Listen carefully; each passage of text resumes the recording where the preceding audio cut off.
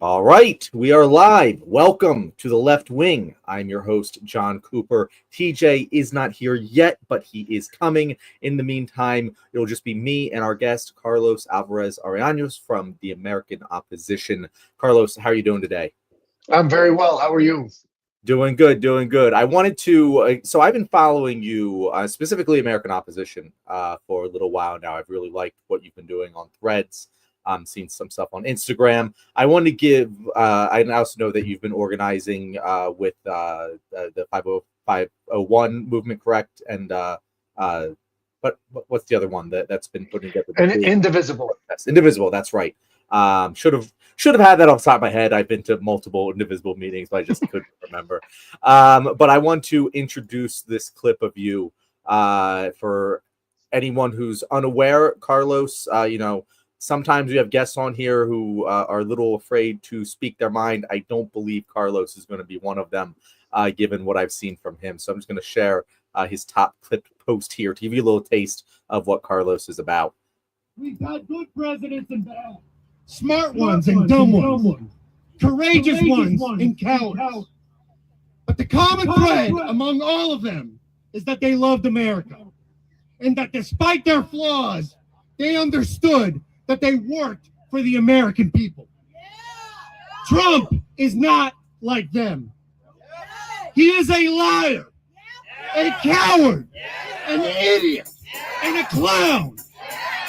He is an immature loser who has no understanding of what he's supposed to be doing and whom he's supposed to be doing it for.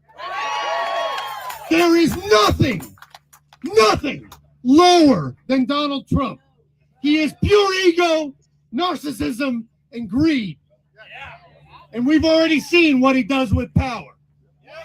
He separated families at the border, deployed troops against peaceful protesters, and incited a violent insurrection. He is not a patriot. He is a predator. So to every Republican who still bows before him, who still makes excuses, we say, shame on you. Shame on your cowardice. Shame on your silence. Because this isn't politics. This is about the soul of our nation. So I'm here today to call for Donald Trump's immediate removal from office.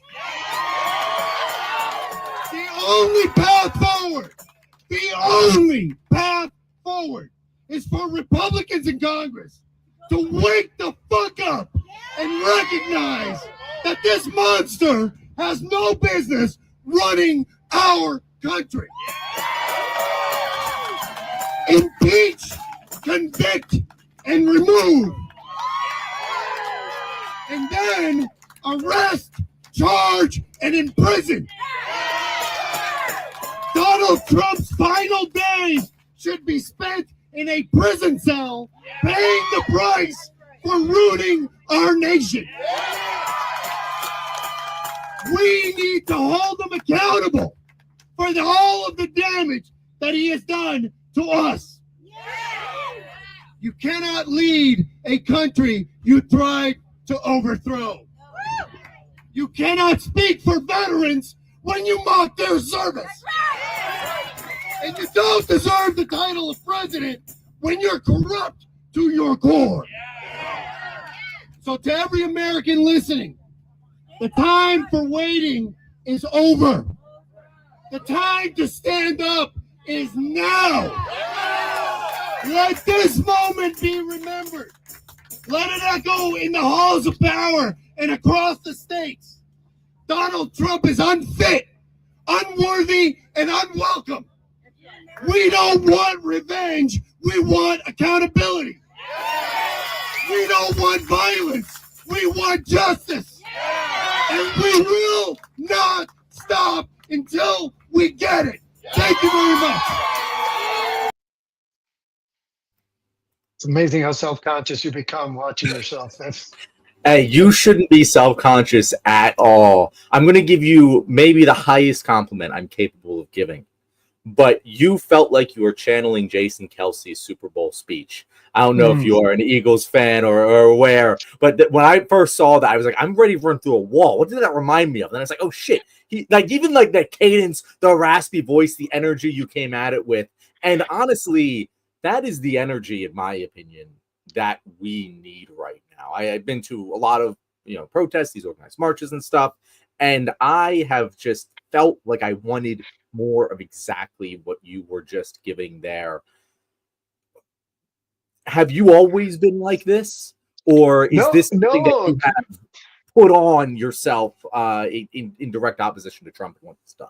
Yeah, you know what's interesting is I started my career as a speechwriter, Mm-hmm. and I never thought I'd be giving speeches, and I've trained so many other people on speeches, but I genuinely never thought that public speaking would be part of my life. It started, I gave a keynote address at a publishers conference that became a journal article. And the fact that that transition happened was a credit to the speech, I think, and people liked it. But in this context, I honestly never thought I'd go out there. What happened was that particular speech I gave with Al Green when we were calling for the impeachment of Donald Trump.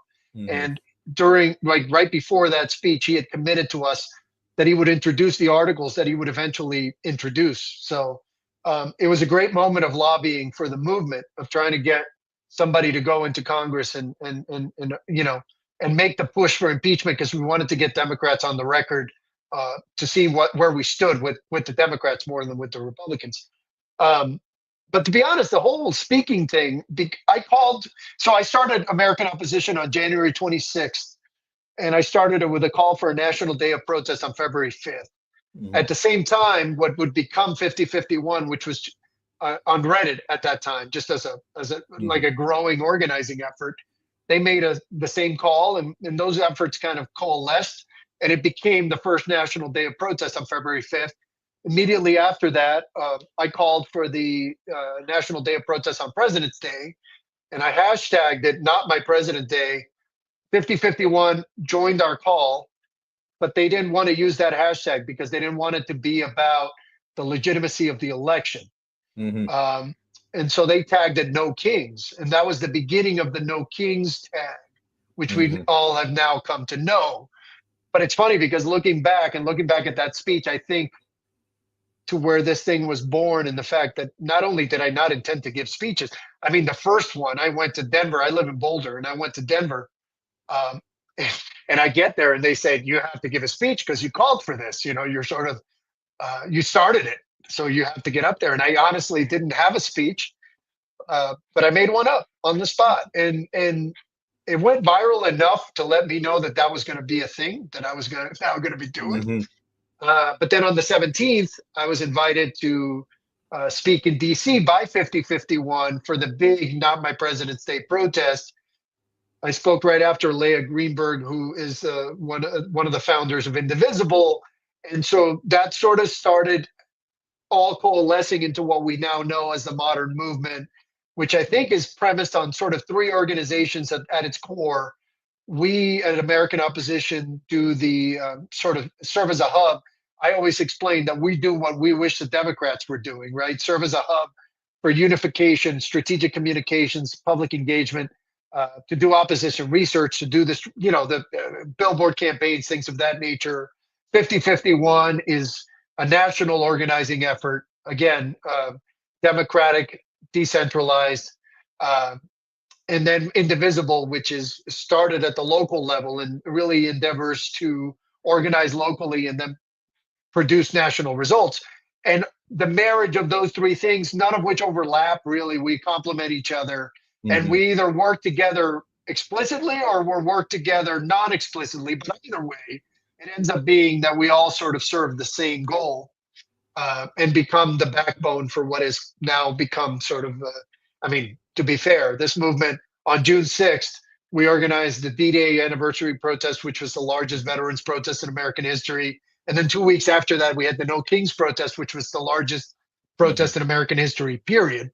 So I think it speaks to just the sheer amount of work and virality that this has taken. I mean, us as an organization, we're talking to roughly 40 million Americans per month, which is an insane level of engagement and virality, unlike anything I've ever seen, really. But it's a product of, again, I don't own it. Neither does 5051. Neither does Indivisible. Nobody owns it. I always say nobody's going to owe us thanks when we're done. We're all just going to get together as Americans and thank each other and be grateful that we achieved, hopefully, eliminating the threat of fascism to the United States. But what's nice about it is that, like, really good people showed up and they gave it everything, and we got this thing off the ground. And even the media, which has sort of attempted at every turn to ignore what we're doing, has finally given up and admitted that the sheer sort of size and scope of what we've achieved is worthy of their attention. And so it's been an uphill battle the whole way, but somehow, here we are with a movement in our hands that is legitimately trying to to respond to the biggest threat our democracy's ever experienced, other than the Civil War. And we're doing it again on the backs of people who are volunteering. I'm not getting paid for it. I'm genuinely about to go broke because of it, maybe.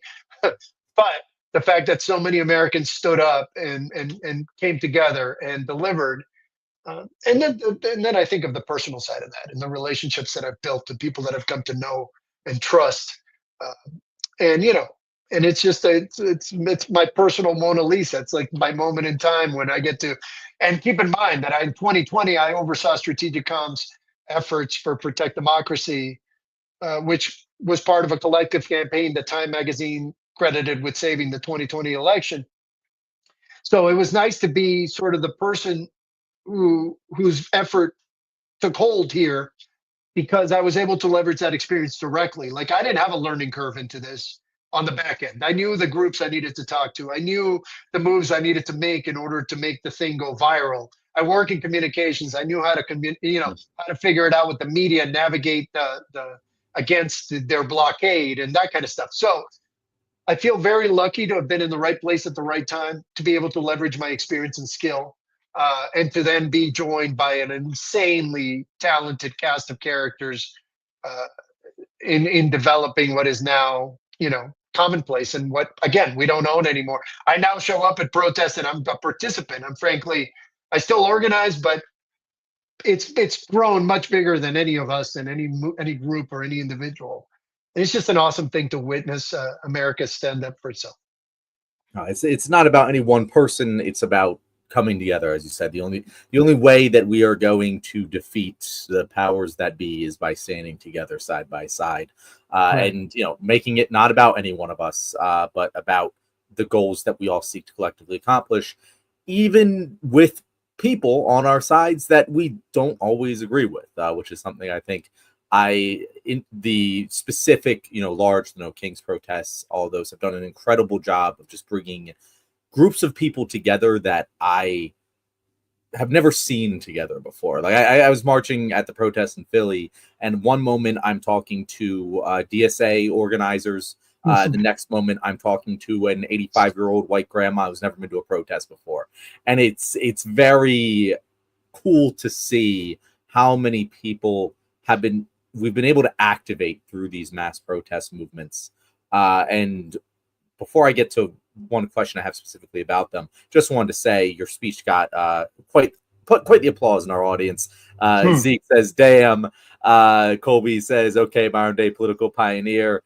Huge Ass said, "Damn, dude, that speech was incredible, Carlos." And Huge Ass doesn't give compliments like that very often. So a very good speech. Really a fan of what you're doing.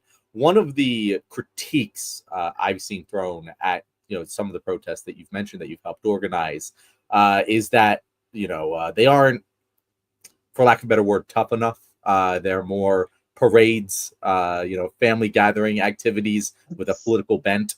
And I have been certainly very critical of those criticisms, because to me, you got to draw on the big tent. And I think coming from you, hearing that speech and how fired up you are, seeing a lot of the stuff, the very combative and aggressive messaging that you put out there, it honestly makes those critiques seem silly. But have you seen people on the left talking like that, and what would you say to kind of answer that criticism? Yeah, I mean, look, everybody wants a civil war because they think it's sexy, but that's not real life. Mm-hmm.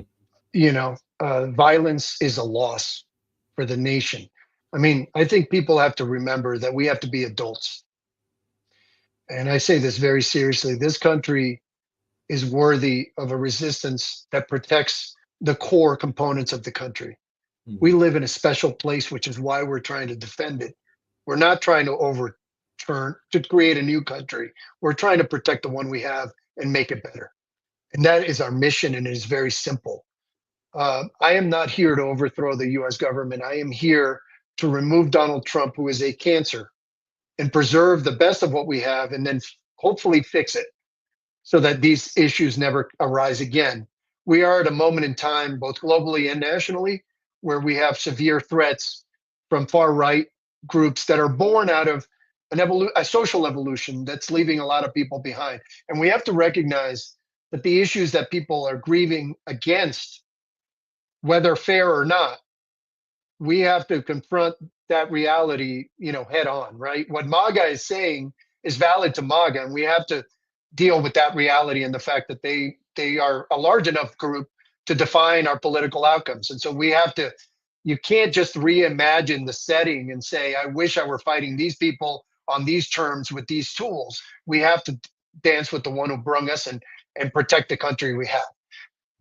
So I would say, first of all, you spoke about it. It's a large tent. The national protests are important because they build momentum. A movement has to move. And once a movement in a country as complicated and large and powerful as ours, once a movement is moving, it tends to be impossible to stop. So generating movement momentum, it requires the grandmother and the DSA member, everybody coming together. Additionally, we're modeling democracy, right? We're showing people that those people can coexist and work together despite not having the same set of beliefs. So we're modeling the country we wish to exist in through our protest movement and showing people that people who can disagree on a lot of things can still come together when they know it's important and work together in common cause towards a common goal. So that's part one. Part two is that the national protests are step one of a broader strategy. And the strategy becomes more aggressive as remember, Donald Trump is going to set the terms of the fight. We're going to win it. But ultimately, fascism is violence. Any violence in this movement will start from Donald Trump. We've already seen that. The deployment of troops in LA, I was at the front lines in LA. I led that march, and I had to stare those troops in the face. And I'll tell you, any violence that starts here is going to start from the fascists, because fascism is violence. Democracy is peace. Our power, whether people find it sexy or not, our power comes from our peaceful persistence, just like it did for Gandhi, just like it did for MLK. And there are components of this that, like civil disobedience, where we're going to break some laws, but even when we do that, we're going to do it in the spirit of John Lewis, what he called good trouble, the idea of breaking laws peacefully, just to show that those laws are, inequitable or whatever the case may be. But as we move towards campaign season, we're going to target the protests at the offices and where it's legal at the homes of the representatives who are most vulnerable.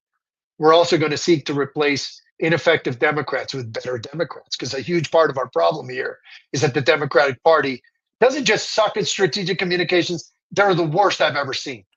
And the fact that they are responsible for the response, the institutional response to this, that Cory Booker could speak for 25 hours in the Senate and then 2 days later vote for Jared Kushner's father to be ambassador to France.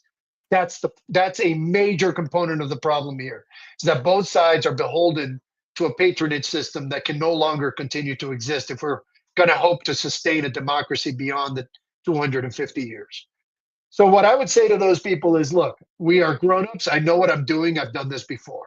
My first job in my life, I was 15 years old, and I was the editor of the online edition of the largest newspaper in the Caribbean. I had ultimately a staff of 7 people when I was 15 years old. I come at this from a perspective of maturity, emotional intelligence, and understanding what we need to do, building a strategy to get there, and then hoping to lead people to follow that strategy and all coalesce around it and unify a movement. Because if we're not unified, that becomes a separate and much more important sort of issue, right? But that takes time. just like people who are asking, everybody who writes, we need a general strike. I've been working on a general strike for 6 months. It is the most complicated political outcome to deliver under our system. It may actually be impossible, but we're working on it every day. And if you're going to throw out the line, we need it. Great. Give us some ideas on how you would achieve it that we haven't tried, right? Because ultimately, I'm not here for self-service. Frankly, I would have done much better had I not started this.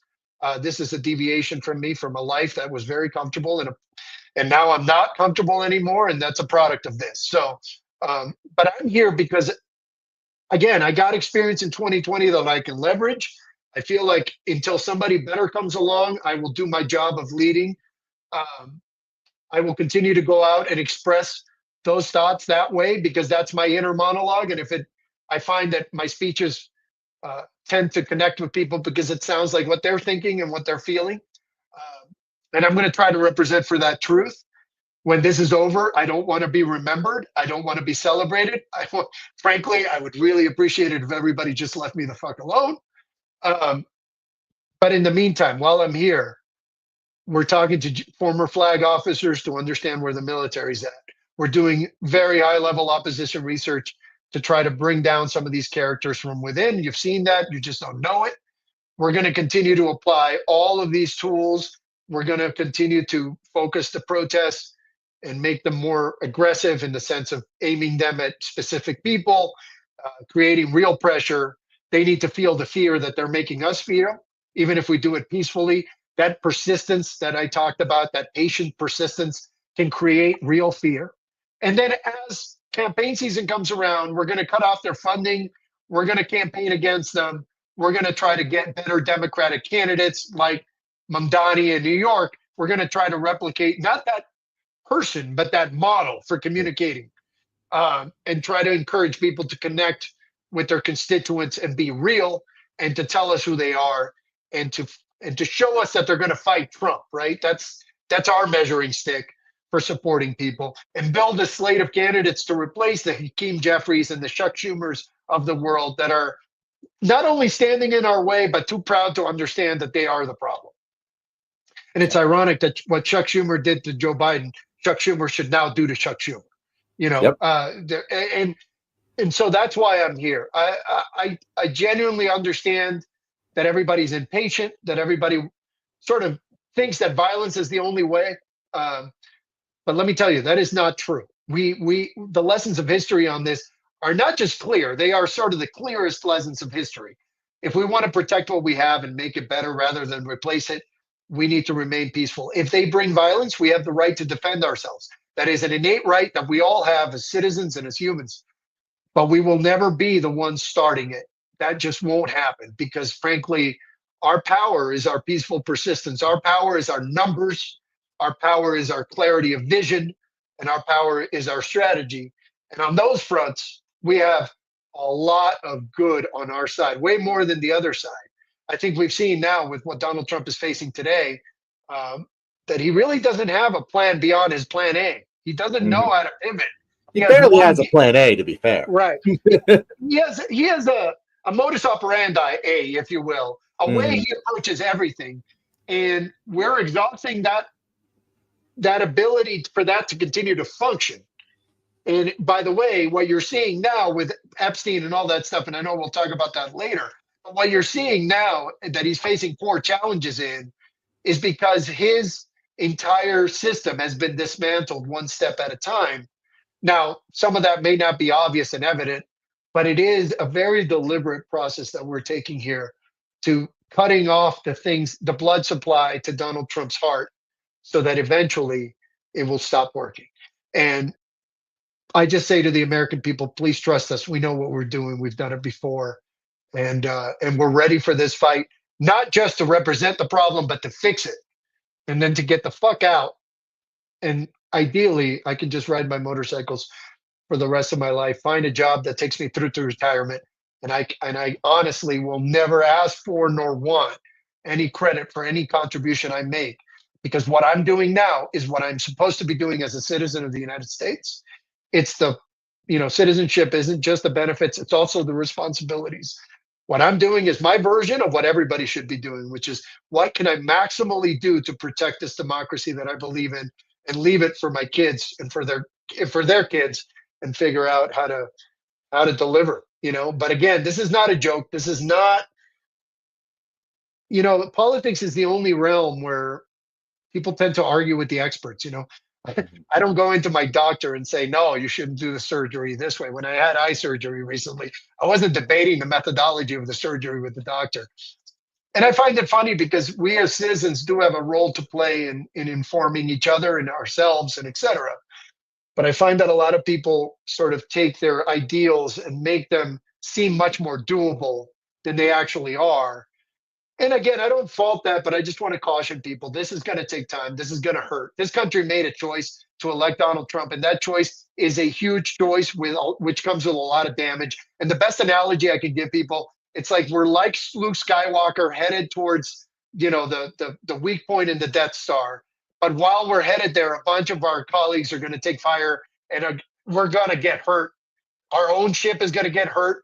There's no way we come out of this clean. The best we can hope for is a free and fair midterm election to give Americans one more chance to do the right thing. That will be it. That will be the final choice. And based on that choice, then we figure out where we go from there. But ultimately, that is our mission. It is as simple as that.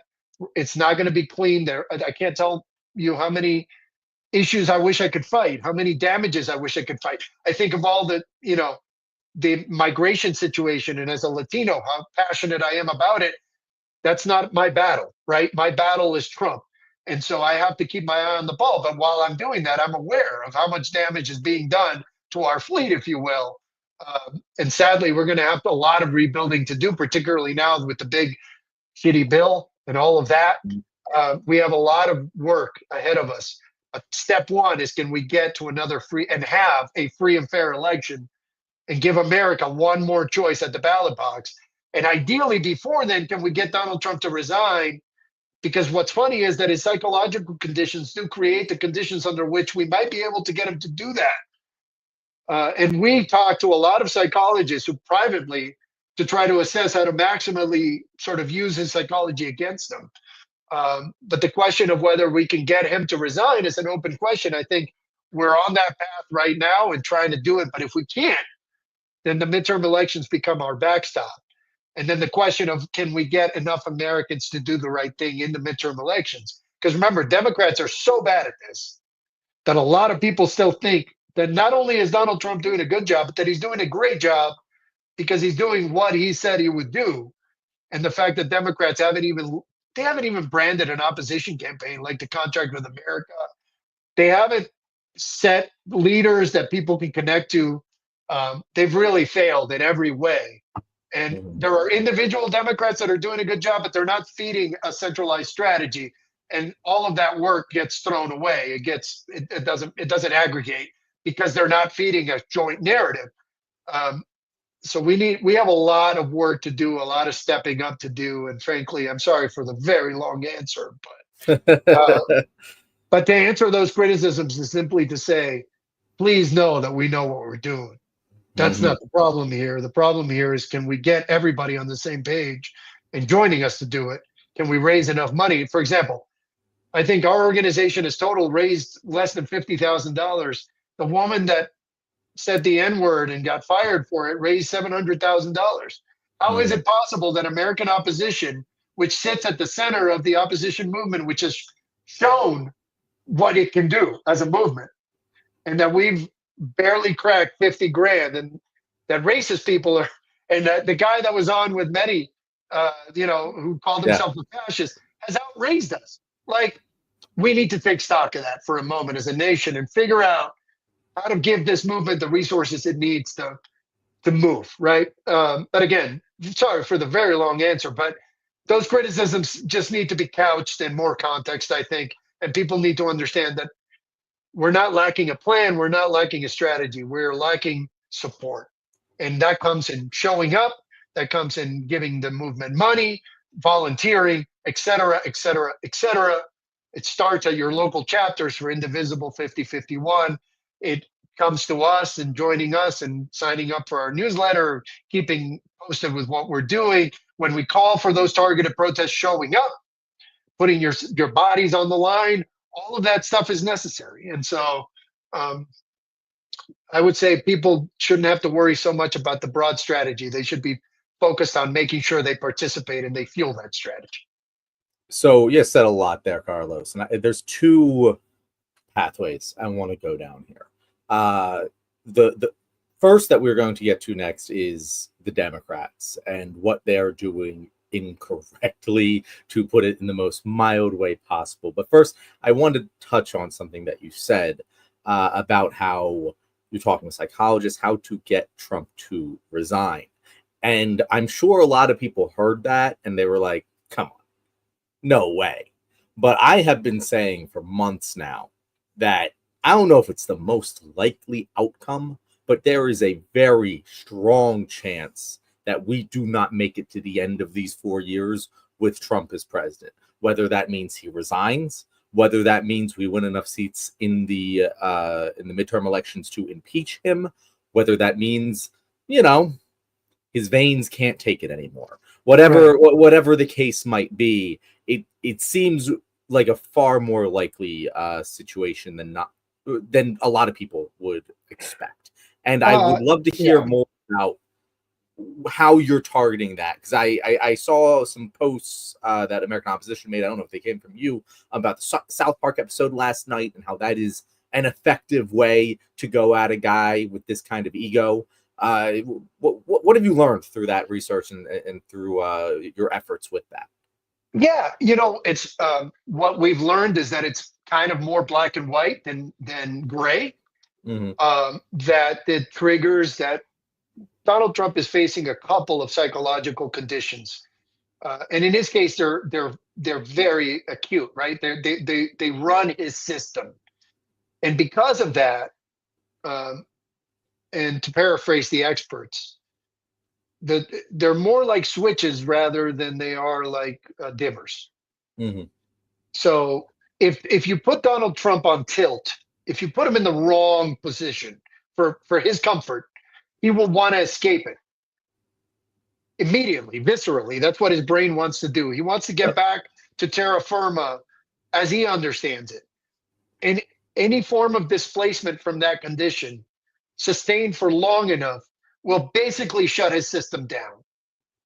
So a resignation would come largely outside of his own control, as a need to escape an intolerable condition for his psyche. And that's the opportunity. And frankly, the psychologists we talk to are breaking their ethical code by talking to us, because they've never really diagnosed Donald Trump directly. They've obviously, but they're giving us guidance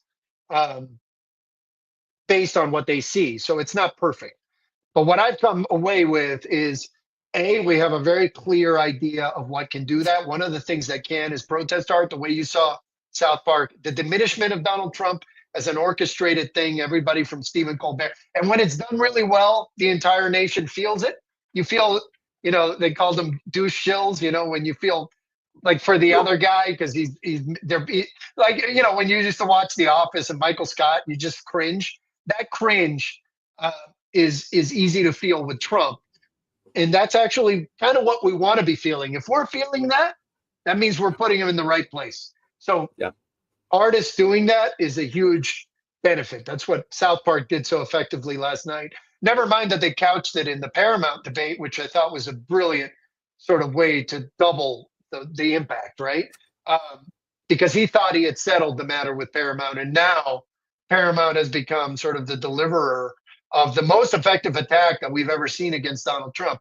And again, we need people like the creators of South Park to come and join that effort. And I mean, I'm talking to artists everywhere. Please make sure that you use your brilliance against this guy, because he is particularly susceptible to that form of mockery from people that he wants to impress. One of the tools that helps me is, first, my father has elements of Donald Trump, but I also grew up as the nephew of Oscar de la Renta in New York. And I know the society that Donald Trump wants to impress. I come from it. And you know, it's like I grew up in the Dominican Republic under an elected fascist. So I know what Donald Trump is trying to achieve, but I also know what society he came from. And my uncle Oscar would have never hung out with Donald Trump, but Donald Trump would have desperately wanted Uncle Oscar's respect, right? And so it's weird because it feels like I've been put in this place in time because of a particular set of sort of insular experiences that are hugely improbable for a kid from the Dominican Republic, but that have informed me enough to know that this is a psychological game with Donald Trump that we are playing. This is not a political game. Yeah. We are trying to influence his mind, our audience. On one front, our audience is one, it's him. And then we deliver those messages through a lot of different channels, and then we get others like South Park. We didn't coordinate with them, but they come along and they do it because people aren't stupid. Everybody's on the same page. We all know what needs to get done, and people jump in. And so that continues to feed the strategy, and we move on. But right now, Donald Trump is stuck because he has no way out of this. And that's going to create a vicious cycle in his mind. And our job right now is to follow up South Park with like 3 more similar things in short order in order to maximally pressure that vicious cycle. Because that cycle, by the way, lives entirely within Donald Trump's head, but it can produce immediate outcomes for all of us. Mm-hmm. And as you said, whether it happens or not, we have to maximally try to make it happen and then backstop it with the midterm election. But yeah, it's a huge part of what we're doing. It's really interesting because like when I saw those clips, I haven't actually sat down and watched the full episode yet, but when I saw the clips of the South Park that aired last night, my first knee-jerk reaction was, nah. You know, I was just like, this is the same sort of South Parky shtick they've been doing for years and years and years and years. And I was a big fan growing up. As a 28-year-old, I was right there, the prime of South Park, right in my middle school years, you know. And then as time went on, I lost the taste for it, right? And when I saw it this morning, I was like, we're kind of doing the same sort of shit here. Is this really going to be effective? And I was surprised by how much attention it got. It genuinely, it wasn't just like a little tiny flash in the pan. It was being talked about a lot by a lot of people. And I think the reason my initial knee-jerk reaction was wrong was for the same reason a lot of people misunderstand Donald Trump's claim to power.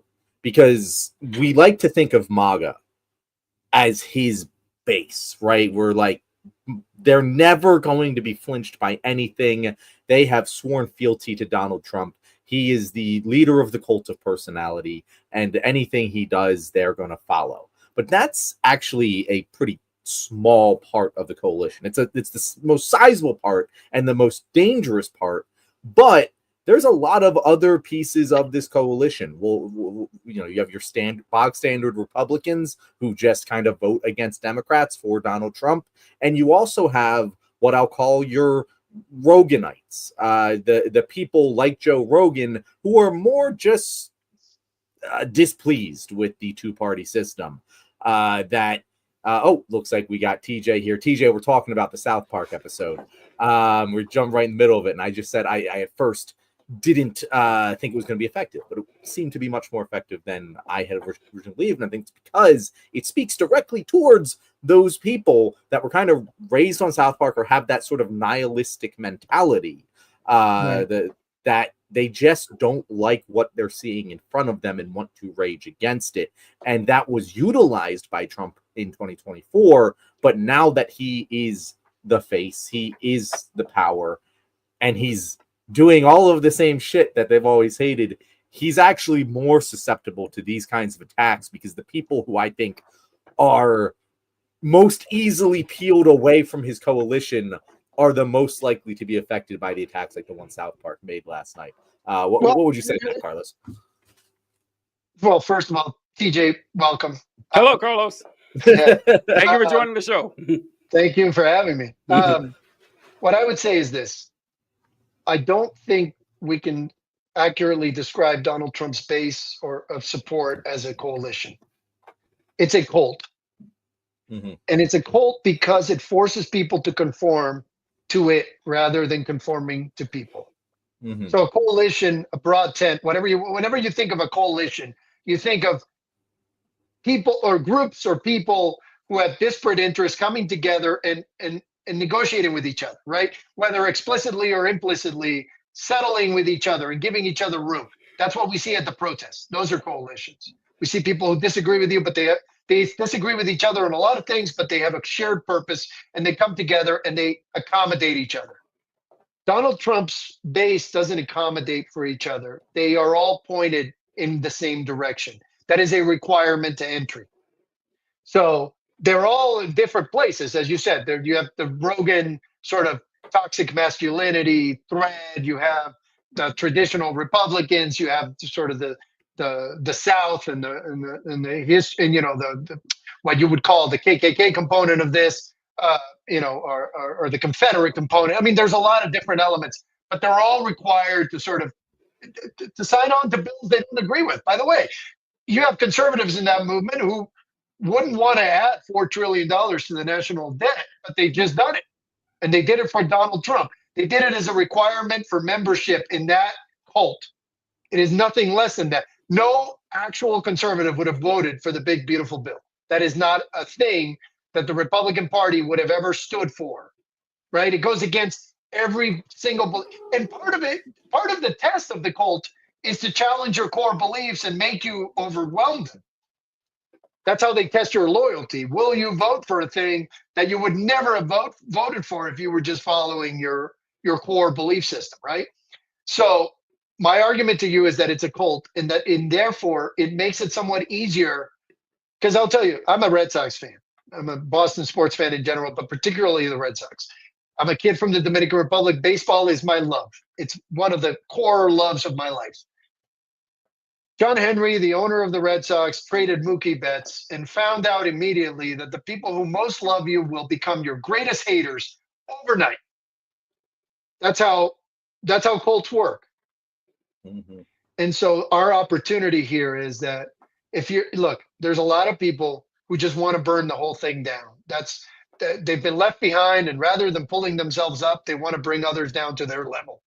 That, I think, is a core sort of, and you see it a lot. There's a crisis with young men who are looking for meaning and purpose, and they're feeling that the culture isn't matching up to their expectation.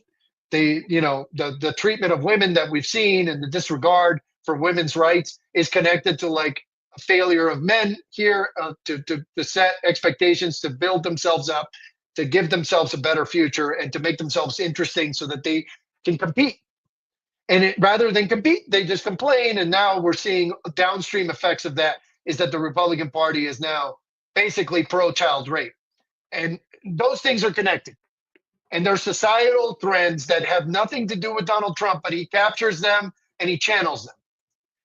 And my point to you is, if we can show people a better way, if we can deprogram some of them, then the movement happens very quickly. And when the Red Sox experience that, Trump is about to experience that, is that as soon as these people become disconnected and they realize, holy shit, you're a fraud, their love turns to hate very, very quickly and very passionately. And as a Red Sox fan who was angry at ownership for the past 5 years for failing to deliver a team worthy of the franchise, I can tell you that hate is really hard to turn off. In a way, you become punitive. And we want that to happen with Donald Trump's supporters right now. And the nice thing is, and I say nice in a relative sense, but is that he's giving us so much ammunition to do that because he just killed their health insurance. I mean, the population that is most impacted by Donald Trump's policies is the MAGA population. They don't know that yet, but they're about to find out. One of the things we're going to do next year is put up a bunch of digital billboards explaining to them personally how much Donald Trump has cost them and comparing prices when he took office to where they are next year and showing it in red and green so that every time they drive home and back to work, etc., they see that Donald Trump, by the numbers, is fucking them, right? Carlos, but yeah, I want to start because I want to point something out here. I said on the show, so seems like you have a marketing communications background. I also work in marketing. And one of the things I said on the show when the Texas floods were happening was, shit, why aren't the Democrats? Because we knew as soon as he got funded FEMA, it would be unfathomably lucky for there not to be a disaster that he was responsible for. So we should have already had targeted ads in the locations that were affected, ready to go, and it just didn't happen. It's not that hard to set this shit up. Honestly, they are so bad that if there was a jury, a jury trial, and the jury had no context, and one side was arguing that the Democrats are complicit with the Republicans, and the other side was arguing that they are just incompetent. The complicit side would probably win the trial. That's how bad this looks. They are so bad at this that I, who work professionally in this, have never seen anyone do it worse. And to have it be the people that are supposed to defend us from the biggest threat we've ever faced as a nation is a ludicrous situation. And the fact that, for example, my main recommendation to Joe Biden at the time was one term, right? One term set up for the future of the Democratic Party. They ignored that. The fact that now my main recommendation during the transition, the reason I launched American Opposition is because I said to them, a contract with America for how we deal with Trump and what in the future, an affirmative vision for the future. Name it, give it a name so that everybody can fuel the same campaign. They still haven't done it. I mean, it's malpractice to a degree that honestly, I think it looks like complicity. How can Cory Booker speak for 25 hours on the Senate floor, set a record for the longest filibuster in American history, and then 2 days later vote for Charles Kushner, Jared Kushner's father, who is, by the way, a convicted felon who was pardoned by Trump, to be ambassador to France, which is the most important diplomatic post short of the United Kingdom. Like, what are we doing here as Democrats? How is Cory Booker still a member of this party after doing that? How is Hakeem Jeffries, a guy I heard him described as the charisma of a dial tone, and I thought that was generous. How is he the leader of the Democrats in the House? How is Chuck Schumer, who is literally the worst communicator I've ever seen, the leader of the Democrats in the Senate? It's so bad, it looks like complicity, and whether it's complicity or not doesn't matter, because ultimately it's so much more a problem than a solution. And if we can't turn the Democrats around, our hope goes down to almost zero. So our main mission right now is to try to make this party a better party. And they are fighting us every step of the way. Guys, I want to be very clear to the people in the audience. We don't talk to our guests before they come on very much, besides just scheduling them. I didn't give Carlos the 18 talking points that me and TJ have been hitting for the past several months. He has independently arrived at all the same conclusions as us, because we've been saying all of that exact same shit. TJ, I'm going to throw to you just because you're hopping in here. How you doing? I'm good. Sorry for being late, folks. Trying to TJ just wandering in like he owns the damn place. But yeah, I didn't see the South Park episode. I heard people talking about it and everything. South Park has always been, well, not always. I used to really like it when I was young and everything, but it's just been annoying now. It's we're going to critique both sides and everything, and we're smarter than everybody else because we take the central position, or really a libertarian position, which is not really a central one, but that's kind of how they roll it. So what happened? I know that they made fun of Trump, but what exactly went down? Did you guys see it? So watch the clips. I mean, they first of all, they have him in the same sort of animation style and dating Satan in the same way they had Saddam Hussein was in the South Park movie. So that was like you're a dictator. They're talking about the Epstein shit. They also played they had this whole conflict where he sued the town of South Park and they had to make an ad for him, and they used this AI generated clip of him walking through the desert, stripping naked, landing on the floor, and then his dick comes up and he's like, I forget even what he's like, I will fight for you, tiny little dick. Classic South Park shit, right? And that's why I was like, is this really gonna land? But I think it did land because, as I said, the people who need to hear it are the ones that find it funny still. Well, I think it worked in that way. I also think that we as a society, because we've all Americans are weak for narcissists, but we also know them really well. Mm-hmm. And I think everybody in America knows when something's going to bug Donald Trump. Yeah. Like when it's going to work. And it did. I was honestly like, is he going to be stupid enough to take the bait? Obviously, the right answer is no. Ignore it. No, he couldn't do it. He had There's literally zero chance. There is no slight too small for Donald Trump. I really, anybody come out with anything and he is going guns blazing on that. I wanted to address what I think you guys were talking about when I first got in here about the coalition of Trump supporters and everything. And it's true. Like, Trump supporters are a rabid cult, and it's not necessarily because one particular message. Like, it really isn't. It's like, it's kind of like a projection, because you have the group of, flat earthers, incels, xenophobes, religious fundamentalists, online edgelords. All of them have goals that sometimes overlap, but many of their principles and their goals directly diverge. I mean, absolutely diverge. There's no convergence at all, but they like Trump and his affectation and what he represents, and they see themselves, or at least the version of themselves that they want to represent the nation. And what John and I discuss all the time is, the thing about Trump is, if you don't understand that Trump is charismatic, you probably have no charisma. You don't know how charisma works. That is how I heard someone say that, and it's absolutely true. But Trump offers something that I wish we had on our side, or hell, just our philosophy in general in major politics. And it's someone who will fight, someone who is not going to back down. Like, this is my position. I don't give a fuck if you think it's a good idea or not. We're going to charge forward with this. So sorry about that. And this is, you can see, like, Trump's positions that he took in 2016, the statements that he made, just just with immigration alone. Like, John pulled up a stat on this a few months ago, showing the nation's attitude towards immigration over the last 10 years. Absolute direct reflection of Donald Trump's influence, that Trump's decisions or Trump's point of view wasn't a popular one, but he fought for it anyway. And now it is. And I think that we can learn a lot from that. We need to stop hiding.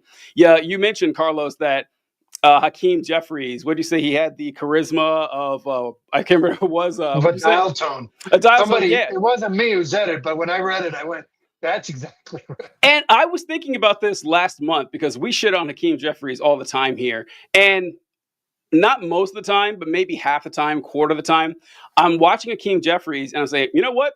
If I just saw his words written on paper, I wouldn't have any complaints. Like, that doesn't usually happen, but a lot of times it does. Like, okay, what he says is correct, but that's not enough, folks. It's not. Like, you need to have someone who galvanizes the audience. You need to have someone that people want to listen to. And Chuck Schumer's not pulling this off. Hakeem Jeffries isn't pulling this off. Cory Booker, we caught a lot of shit on this show because we pointed out that Cory Booker is doing a weird performance and we're not quite sure why. John, I don't know if I sure did, when people saying, well, why are you dunking on this guy? He's then when he voted for Kushner a couple days later, vindicated, knew it. Like, this is and he's coming out with a book. It didn't take long to be vindicated. No. It's just like, what are you guys standing for? Like, what is the actual goal that you're trying to fight against here? And I gotta say, Carlos, I told this John too, I am not quite as optimistic as you and John are that we're going to be able to change the minds of Trump supporters anytime in the near future. I really am not. And even pointing out, because I think Texas, we talked about this too, John, where you can directly point to the negative consequences of Trump's policies or Republican policies in general. They don't give a fuck. They don't. And I say it's like, if like policy hurting people change their minds, Alabama would not be the way it is. Mississippi would not be the way it is. We have people who are dyed in the wool with this nonsense. Now, perhaps it's possible they'll change their minds on Trump. They changed it on Bush, but Trump is 10 times more popular than George Bush ever was with Republicans. But if they do switch on Trump, I have zero confidence they're going to make the right decision afterward. If you stuck with Donald Trump for 10 years, you don't have like the critical thought capacity to actually make the right decision. I mean, I just don't. If you voted this guy 3 times in a row and Trump collapses, let's say I don't know. He does come out to be in the Epstein files. I still think he'll keep most of his followers. I really do. I think they'll just say, well, Epstein wasn't a bad guy after all. But yeah, I'm not too confident about that. No, I mean, look, it. You know, Hakeem Jeffries isn't the problem, but he's not the solution. Mm-hmm. And Hakeem Jeffries is a politician, guys. He's just a politician. He was handpicked by Nancy Pelosi to follow her. He is very good behind the scenes at managing his caucus. There's a lot of things that he's talented at. He's just not the guy for the moment. And the Democrats need to remember this. In an attention economy, you have to produce a show, and it has to be more interesting than the other guy's show. Yep. Mm-hmm. Simple. Who are your characters? Well, Gavin Newsom is a handsome dude. He's controversial sometimes because he, set up a stupid podcast and started platforming the worst of the worst, right? But that draws attention. And every time he's out there, people are covering him. The media covers him organically. So get Gavin Newsom out there. Get Pete Buttigieg. There is not a single instance where Pete Buttigieg doesn't go into enemy territory and look like a badass. Mm-hmm. So organize that. AOC does the same thing. There's a lot. The Democrats have a deep bench of talent, of people that they could lead with. Jasmine Crockett, others. And they are all, by the way, it's a Big Tent party. And some of these, Gavin Newsom is more centrist, whereas AOC would be more on the left. And you have not just a deep bench, but you have a deep bench and that represents your broad coalition. And if you build a strategy for media engagement that is premised around the people who draw the eyes naturally, then use them. But Chuck Schumer ain't it. Hakeem Jeffries ain't it. None of the people that think they're good are good. And all of the ones that think they're good are too proud to quit. And that's the part where, like, what they did to Joe Biden by getting him to quit, they need to do to each other now. Because I don't give a shit that Hakeem Jeffries sucks at communicating. I only care about it because I need a better voice leading the House. Mm-hmm. I don't care that Chuck Schumer sucks in general at everything. In general at everything.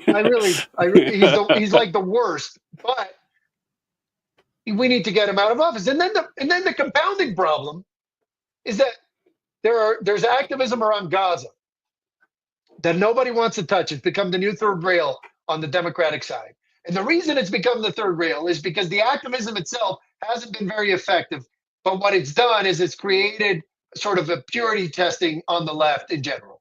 Now, we all want the same outcome for Gaza. We want the violence to stop yesterday. We want Benjamin Netanyahu to go to face war crimes charges for what he's doing to the people of Gaza. But most importantly, we want humanitarian assistance to get in immediately, and we need to start rebuilding and building towards a two-state solution. Most people agree with some version of that. So what's interesting is that the strategic outcome is shared, but the methodology is not, and there's a lot of infighting. And these people that I'm talking about they're not even capable of managing that internally. They don't know how to navigate it properly.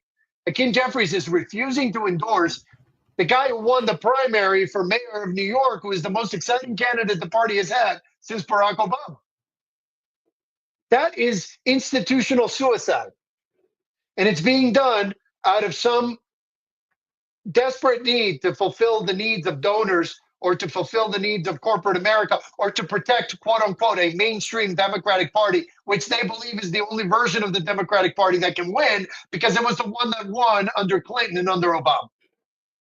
But the reality is that Joe Biden did not win for those reasons. Joe Biden governed to the left of both of those guys. Joe Biden actually operated a campaign that represented far more for a more progressive agenda. And it's funny because even me personally, I may not share that agenda, but I know that that's where the enthusiasm lives. And anytime you go to a Bernie event or an AOC event, you see that enthusiasm living. And the fact that a party can just negate that because they don't want to admit that they suck. And they don't want to reimagine their party around the deep venture. It's like having a team, a Major League Baseball team, where everybody in your AAA squad is better than everybody on your main team, but you refuse to replace them because they're too proud. Yeah. And this is about fucking winning baseball games, man. We can't help Gaza. We can't do anything if we don't win. So we have to build the party to win, not a party to placate the concerns of old people who suck and are not willing to accept it. And so my job as an outside influence is to point that out and to say, this starts with Democrats letting go of their pride and figuring out what is the version of the Democratic Party that is most built to win. Let's build that. Let's elevate the voices within that are most capable of drawing attention. Let's fucking put together not just a soap opera and not just a Latino soap opera. Let's make a Turkish soap opera of the Democratic Party that the media can't ignore. And let's sustain that show for 3.5 years. And let's beat the shit out of these people, because the fact, I mean, look, from 1928 to 2008, there were 40 years of Democrats and 40 years of Republicans. The Democrats averaged twice as much economic growth. They spent less money. And if you had invested $10,000 in an index fund in 1928 and left it in the market only under Republican presidents, you would have ended up with $11,500 in 2008. Again, that's a net profit of $1,500 over 80 years of the Republican presidents. $50,000 if you don't count the Great Depression, a net profit of $40,000. But if you had left it in the market only under Democrats, you would have ended up with $311,500. A net profit. And so the reality is that this party just needs to get over itself, and these people need to get over themselves. They need to figure out that they are shitty, like really bad, and that they are not the answer, and that the country hangs in the balance, and that Hakeem Jeffries shouldn't be too proud to say, you know what, I ain't it, and I got to go. Because if I don't go, then the danger to America grows, and I'm a grown-up enough to know that I don't have to quit Congress. I can just surrender leadership to somebody else who's better than me. And by the way, there are many people in Congress right now who are Democrats who are better than Hakeem Jeffries. I think of like Maxwell Frost. I think of AOC. I think of a lot of these voices. And these people can connect better. They have better messaging. I think, who's the senator from Connecticut? I'm blanking on his name. Chris. Yeah, he's better. Like, there's just a lot of people who are better at this. Eric Swalwell is better. Like, there's a lot of voices. And they can compete for attention. That's healthy. But what we can't do is continue to like prop up Chuck Schumer and Hakeem Jeffries, man. This is ain't it. Yeah, Chris Murphy is who you're thinking of. Chris Murphy, Carlos. yeah. And it's like I really enjoy Carlos in general. Just I love this guy already. I've just seen him for a few minutes already, but I especially love the baseball analogies, and we're going to stick with this. I think this is going to be a recurring theme for the show today. And speaking of like players who had, 2 good seasons and have sucked ever since and not shut up afterward, like Paul Begala and James Carville, crushed it in the Clinton era. And right. I think that's such a good point, Carlos, that they have never left it, and neither has the Republican Party in general. And for those of you who weren't around for this, like Bill Clinton ended up winning. He was a senator from or the governor from Arkansas. And so it was kind of a Jimmy Carter style coalition where he said, all right, we are going to have a Democratic representative and of our a Democratic candidate for president, but he's going to be a right-wing Democrat, like a blue dog Democrat. Right. And he is going to unite as many Southerners as we can possibly get on our side. We're not going to lean too much into the progressive stuff, but he's young, he's cool, he plays the saxophone, he's got, buckets of charisma, which you think politicians don't have charisma now. They don't. Even fewer had it back then. And so when Bill Clinton came along, he blew people away. With just his mannerisms and how he presented himself. And he was palatable enough to the, Southern conservative population that he ended up winning 2 terms, even after a couple of major scandals. And for some reason, that was 30 years ago. And for some reason, the Democratic Party still believes that's what's going to work today, despite of all the evidence that's thrown in front of their face. Like with Mamdani has really pissed a lot of us off that we all this time, we've heard Democratic representatives and pundits saying, shut the fuck up, stop complaining about our people that we have elected in high office, vote blue no matter who. And listen, at the end of the day, I agree with them, honestly. When it fight for who you want in the primary, in the general election, yeah, I think you should vote for the lesser evil, and there is a lesser evil. But now that we have someone on our side who won, they're like, whoa, hold on. Have you considered voting for the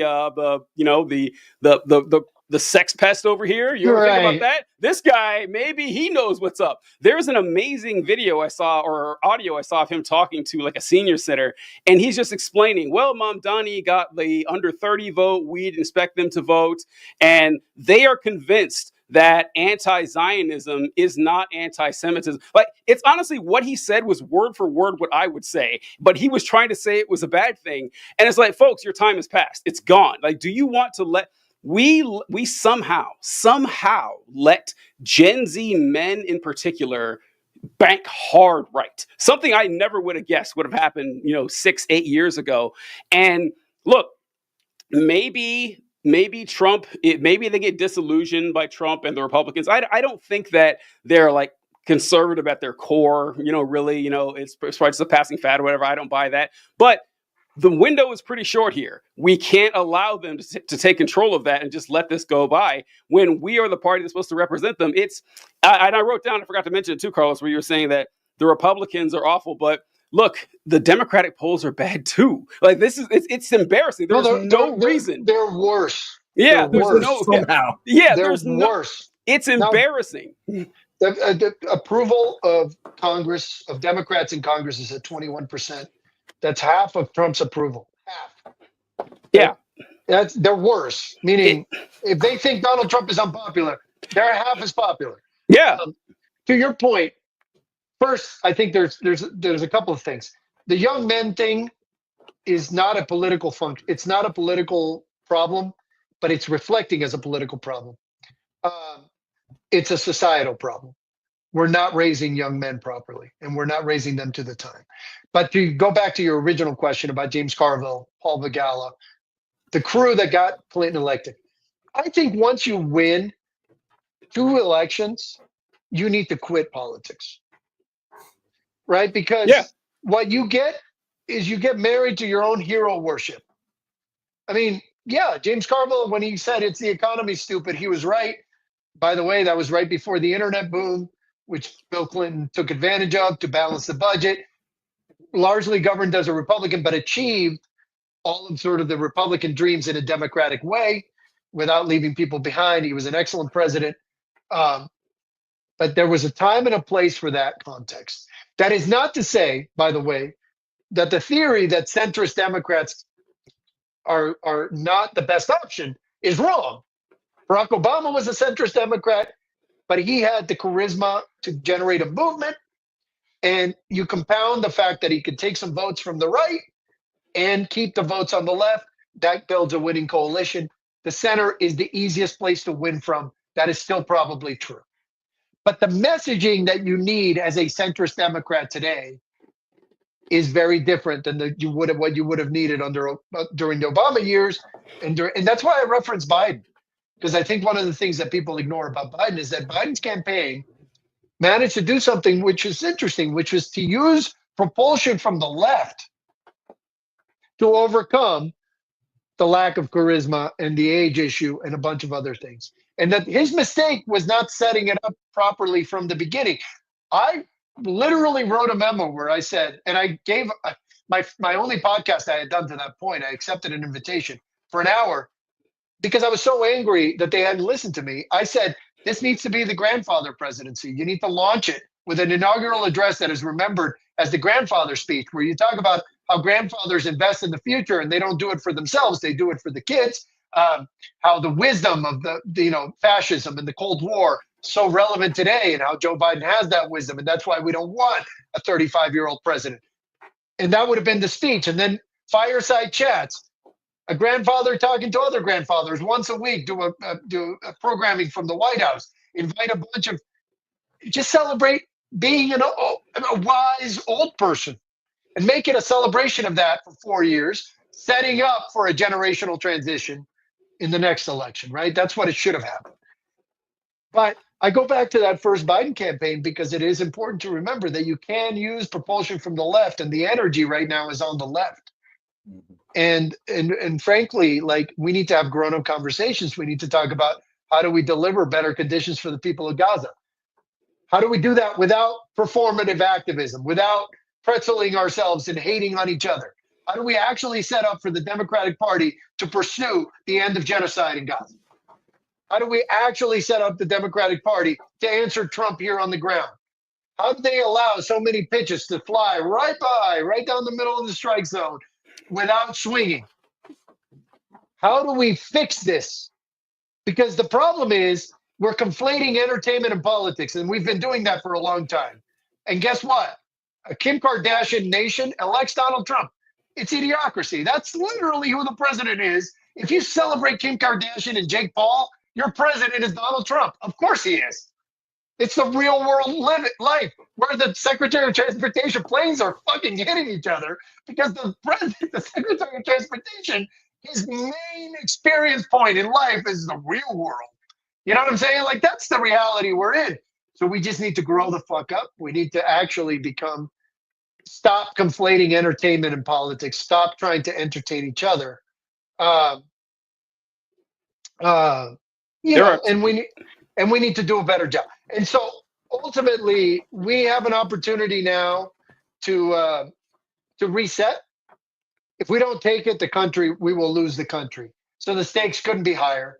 And we can't get too precious. We can't start thinking that we have the luxury of time or of doing it perfectly or that we have to do it perfectly. Frankly, we need to show up. We need 50 million people on the streets. Trust me, I was at Lafayette Square. I handled that for Protect Democracy, the response to Lafayette Square. And I will remind everybody that when protesters surrounded the White House, Donald Trump went to the POC, to the Presidential Emergency Operations Center, which is a bunker. That's how afraid he was of that crowd.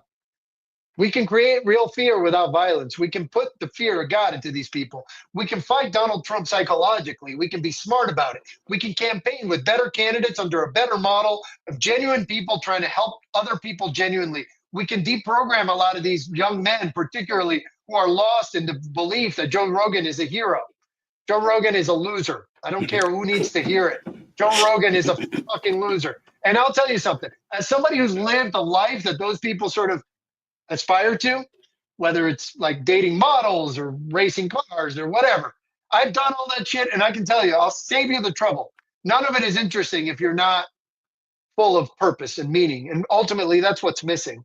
And this campaign, this Saving America, can become the purpose and meaning for all those toxic young men who are looking for something to do.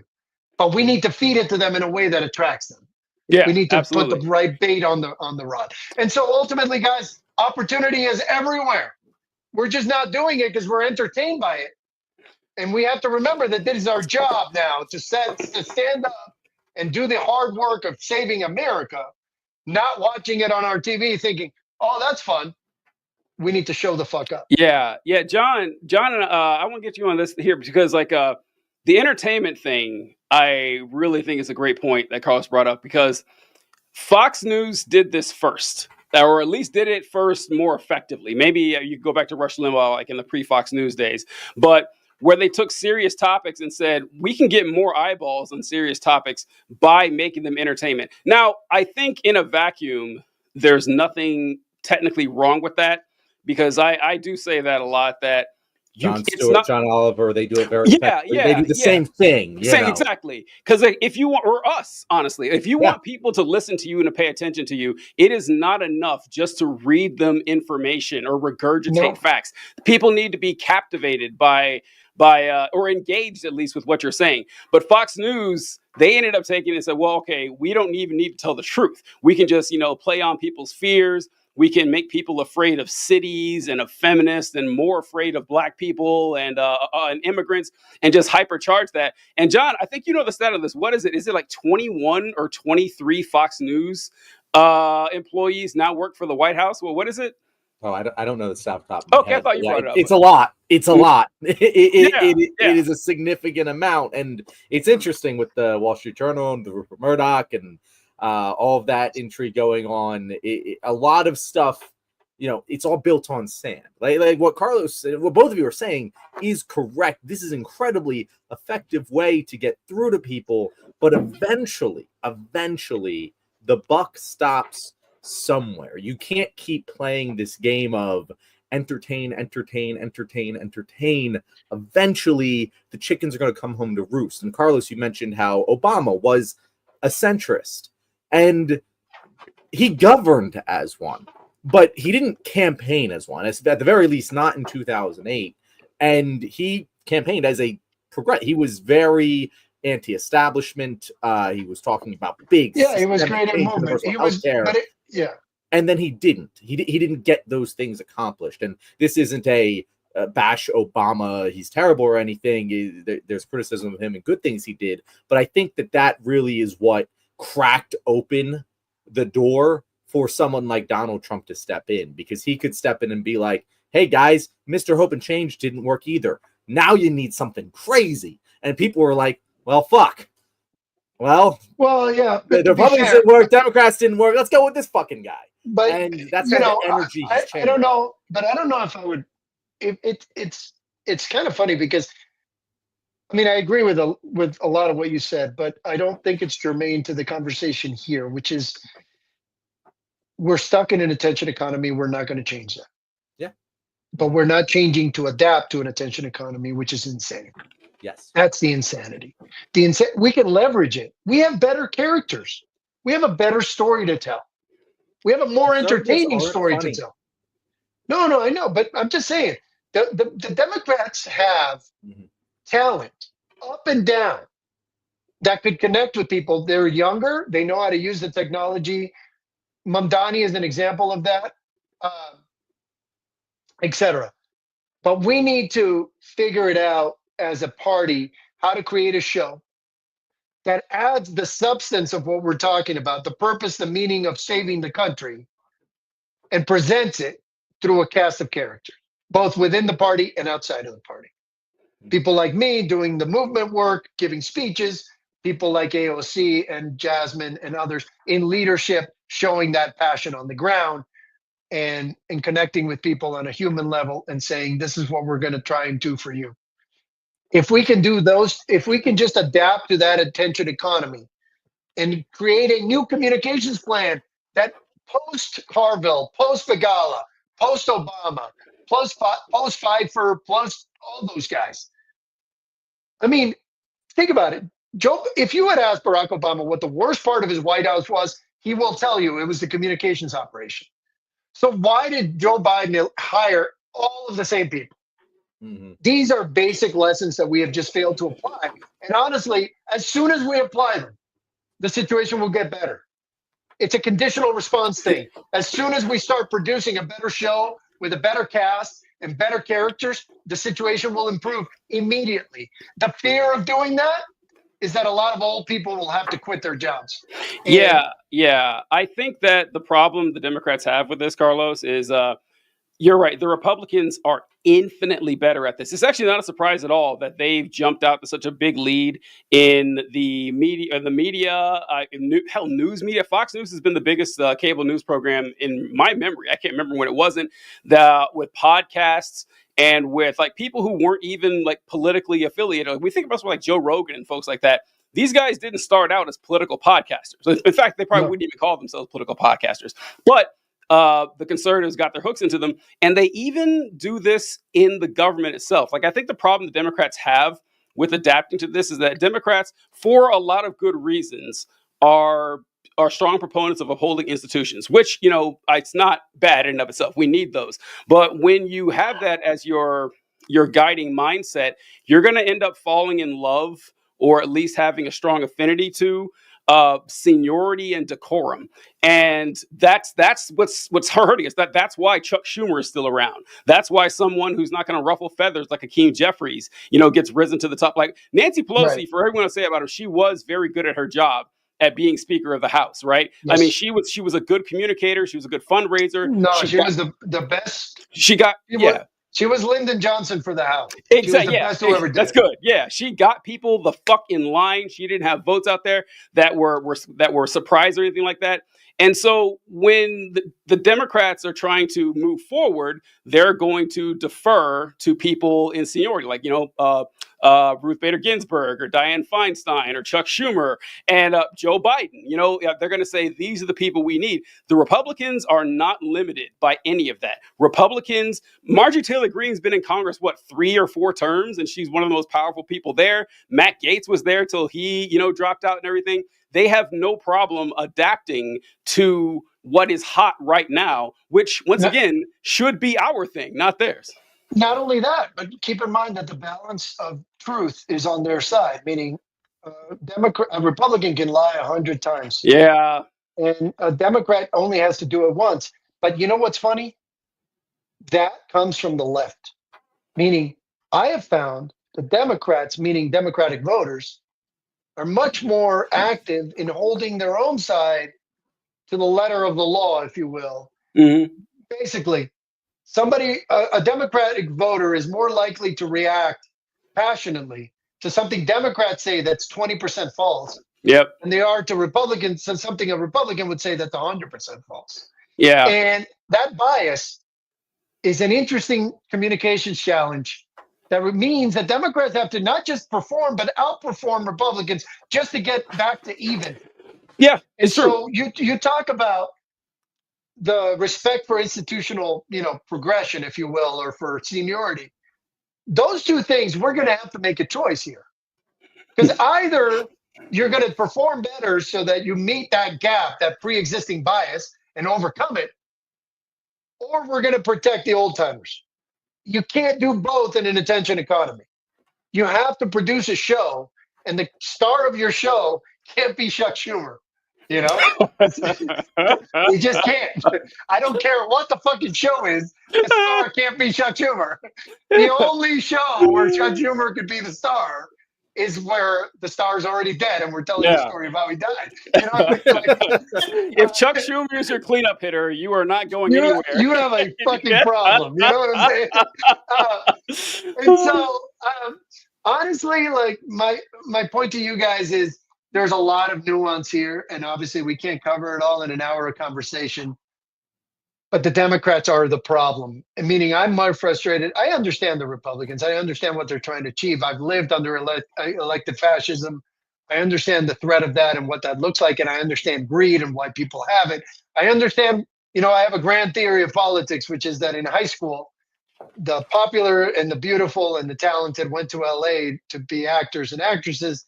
The really smart kids went to Palo Alto to be, to work in tech and get rich doing tech stuff. And the jocks went to Wall Street. And then most normal people stayed home. And then everybody who still wanted to be important but didn't have any of the skill set, they all went to DC. And the ones who got laid in high school became Democrats, and the ones who didn't became Republicans. And that's kind of like my general guide to how politics happens in America. And what that means, though, is that we're stuck with people who really want to be important. And honestly, what we need right now is people who don't give a shit about being important. We need people who are willing to step up and say, my country's in trouble. And by the way, we have them in spades. I'll tell you guys about a guy named Cliff Cash. Cliff Cash is a comedian, and a good one. And he travels the country in his van, and he gives comedy shows. That's what he does for a living. And Cliff is now one of the main guerrilla protest organizers in this country.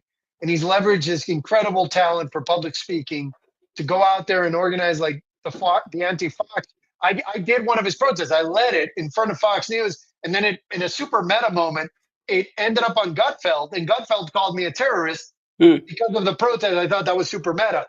But my point is that Cliff has stepped up, right? I've stood up. Jessica Denson, who fought Trump NDAs, and she won the case all on her own. It's a saga, a legal saga. A woman without a lawyer beat Donald Trump in court and got all the NDAs, invalidated. These stories are out there, man. These heroes, these people are out there. They're doing the work. But we're focusing on Hakeem Jeffries and we're focusing on Chuck Schumer.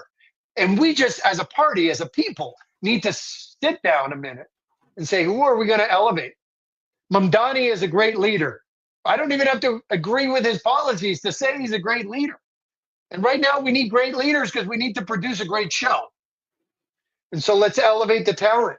And let's forget about being so precious about always being right. Let's forget about being so ideologically pure that we can't accept people who disagree with us on some poor issues. Let's just bring the talent to the front. Let's put our best team on the field.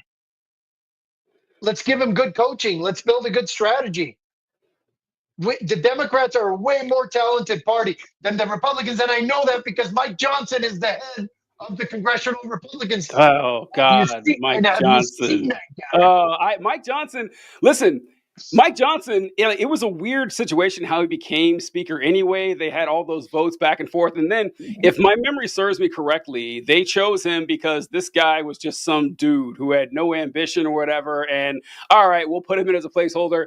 And he's still there. And we still don't know what the deal was with his black son. Oh my God, yes. If we're gonna start investigating this Epstein shit, Mike Johnson, when he was like 24 or something, adopted a 14-year-old black boy. Maybe adopted. Oh, not technically. Yeah, not technically adopted. You're right. Yeah, yeah. And no, if he had technically adopted him, that's safer ground because now he's a parent. Oh, yeah. Is this the son that he like talks about jacking off with? No, different son. No, that's a different son. Yeah, that's a biological son. Yeah, this is before he had any kids. He is like 24 or something, and he and his wife just got married, and they somehow knew this kid, and he had come from a rough background. He may or may not have been homeless or something like that, and they kind of brought him into the house. And and Carlos is right. There wasn't a legal adoption. He was just living there with these people who were like 5 years older than him or something. And then he mentioned the only reason people know is because he was trying to defend his racism or something. And he says, no, I'm not racist. Actually, I have a black son. They're like, what? You do? And they started looking into his background, and they looked at all his family photos from the last 10 years. He's not there. They're like, well, wait a minute. Where is this guy? And they tracked him down. He's like 40 years old now or something. He says, oh, yeah, I lived with the Johnson family for a while. I've seen them. I don't want to talk about it. Yeah, that's basically what happened. He goes, yeah, I see them from time to time, but I don't really want to talk about it. Yeah, we're like, oh, okay, all right, yeah, weird shit. That's not concerning at all. No, it's not concerning at all, especially in the context of like Epstein. And my point to you guys is, it is crazy that we are surrendering so much of the field that we think it's normal that a president who very likely raped children is president, that an entire Congress is being shut down by Mike Johnson, who himself has these kinds of issues in his background, to protect child rape, and that Democrats are finding it hard to be competitive against that, and that they don't feel that they have a problem is absolutely fucking insane. Ridiculous. It's out of control. And the fact that Democrats don't fire everybody is it's just as delusional as the Republicans in a sense. It's Carlos, even worse. It is worse. Carlos, did you see last week? Because the Epstein thing, I don't know. I'm not convinced it's going to crack the Trump base, but it is the strongest weapon I've seen so far. I haven't seen anything come close, and I think it's good the Democrats were at least pushing release the Epstein File votes. Great, just to get it out there so that people see. Every other day, they should be seeing news articles saying the Republicans reject releasing the Epstein votes. And by the way, why kind of wild? I haven't seen an ad on TV yet about it. Like it's not that hard. Yeah, and did you see last week Nancy Pelosi said, "I think this whole Epstein thing is a distraction." Like, Nancy, what are you talking about? What the fuck are you talking about? No. I mean, honestly, guys, the Democrats, man. It's so bad it's hard to talk about because we've just spent 30 minutes ranting at them, and we've barely done 1% of the ranting that needs to be done about just how incompetent or complicit or whatever the story is these people are. And so American opposition is going to take it upon ourselves to replace a bunch of Democrats in the primaries. We are not loyal to this party in that way. We want to make this party better. We're doing a program called Democratic Opposition, and the idea is that because we're a super PAC and we can campaign for people in a non-coordinated way, we're actually going to go out and campaign for the right people, and we're and that's going to be a huge feature of next year. With that, Carlos, and you were talking about how a lot of these folks in politics want to be important. They want to be popular and everything. Do you see this as one of the major flaws of the Democrats or people on the left in general, or liberals and leftists in general? Because what I always point out is the fascists have won. They've taken over large swaths of the country. Their opinions are mainstream now. Like, honestly, it is wild to watch public discourse over the last 25, 30 years in that stuff people... 1 year. Over the last 1 year, that's true. But it's like stuff that people say out loud now on Beyonce's internet, you would have never said 10 years ago. Like the bigotry, the hostility, the racism, the sexism. The open Nazism, people are just, waving around all over the place, wouldn't have happened in the past, so things have gotten worse. But their victory is well earned. I hate to give credit to the devil is due, but it is. I always say that the Republicans that have been at this for about 60 years now. Like the second the Civil Rights Act passed, they galvanized their base. They rallied the troops. They started running in every school board, every General Assembly meeting. They were showing up for all that. They put in that work and it paid off. Only a few decades later, I don't see that kind of dedication on our side. I do see what you were talking about. People want to be popular. They want to, but putting in the actual elbow grease. Yeah, a lot of people do it, but I don't think it matches anything of what I saw even 25, 30 years ago from the Republicans when I first started paying attention to politics. No, there's no comparison. Mm-hmm. Put it this way. The average American reads at a 7th grade level. Donald Trump speaks at a 5th grade level. I did when I was at Protect Democracy in 2020, I studied all Democratic messaging, and none of it was reading at lower than an 11th grade level. So nothing the Democrats said in 2020 was understood by their intended audiences, period. Mm-hmm. That all goes back, and you talk inside baseball, that all goes back to a woman named Anat Shenker-Osorio. Anat is the messaging guru behind all of the Democrats' messaging for about the past 10 years, and she's terrible. You don't say. Really? You don't say. And the fact that people keep listening to her is insanity. I told her to her face that she was terrible. I told her to her face what the problem was. She did not fix it. So what are some of her greatest hits, Carlos? Like what? No. I mean, dude, I won't even get into it because the level of anger that it delivers in my soul is immediate and visceral. But honestly, look, I would get these messaging guidance documents from her, like to try to get everybody on the same page. And we were dealing with 400 groups, so that was useful as a construct, right? Getting everybody saying the same things. It was a huge part of why this campaign would succeed is that we were at least aligned on what we were saying. But honestly, I would read these paragraphs and I would go, this is not it. And I would tell her to her face directly, like, this is terrible.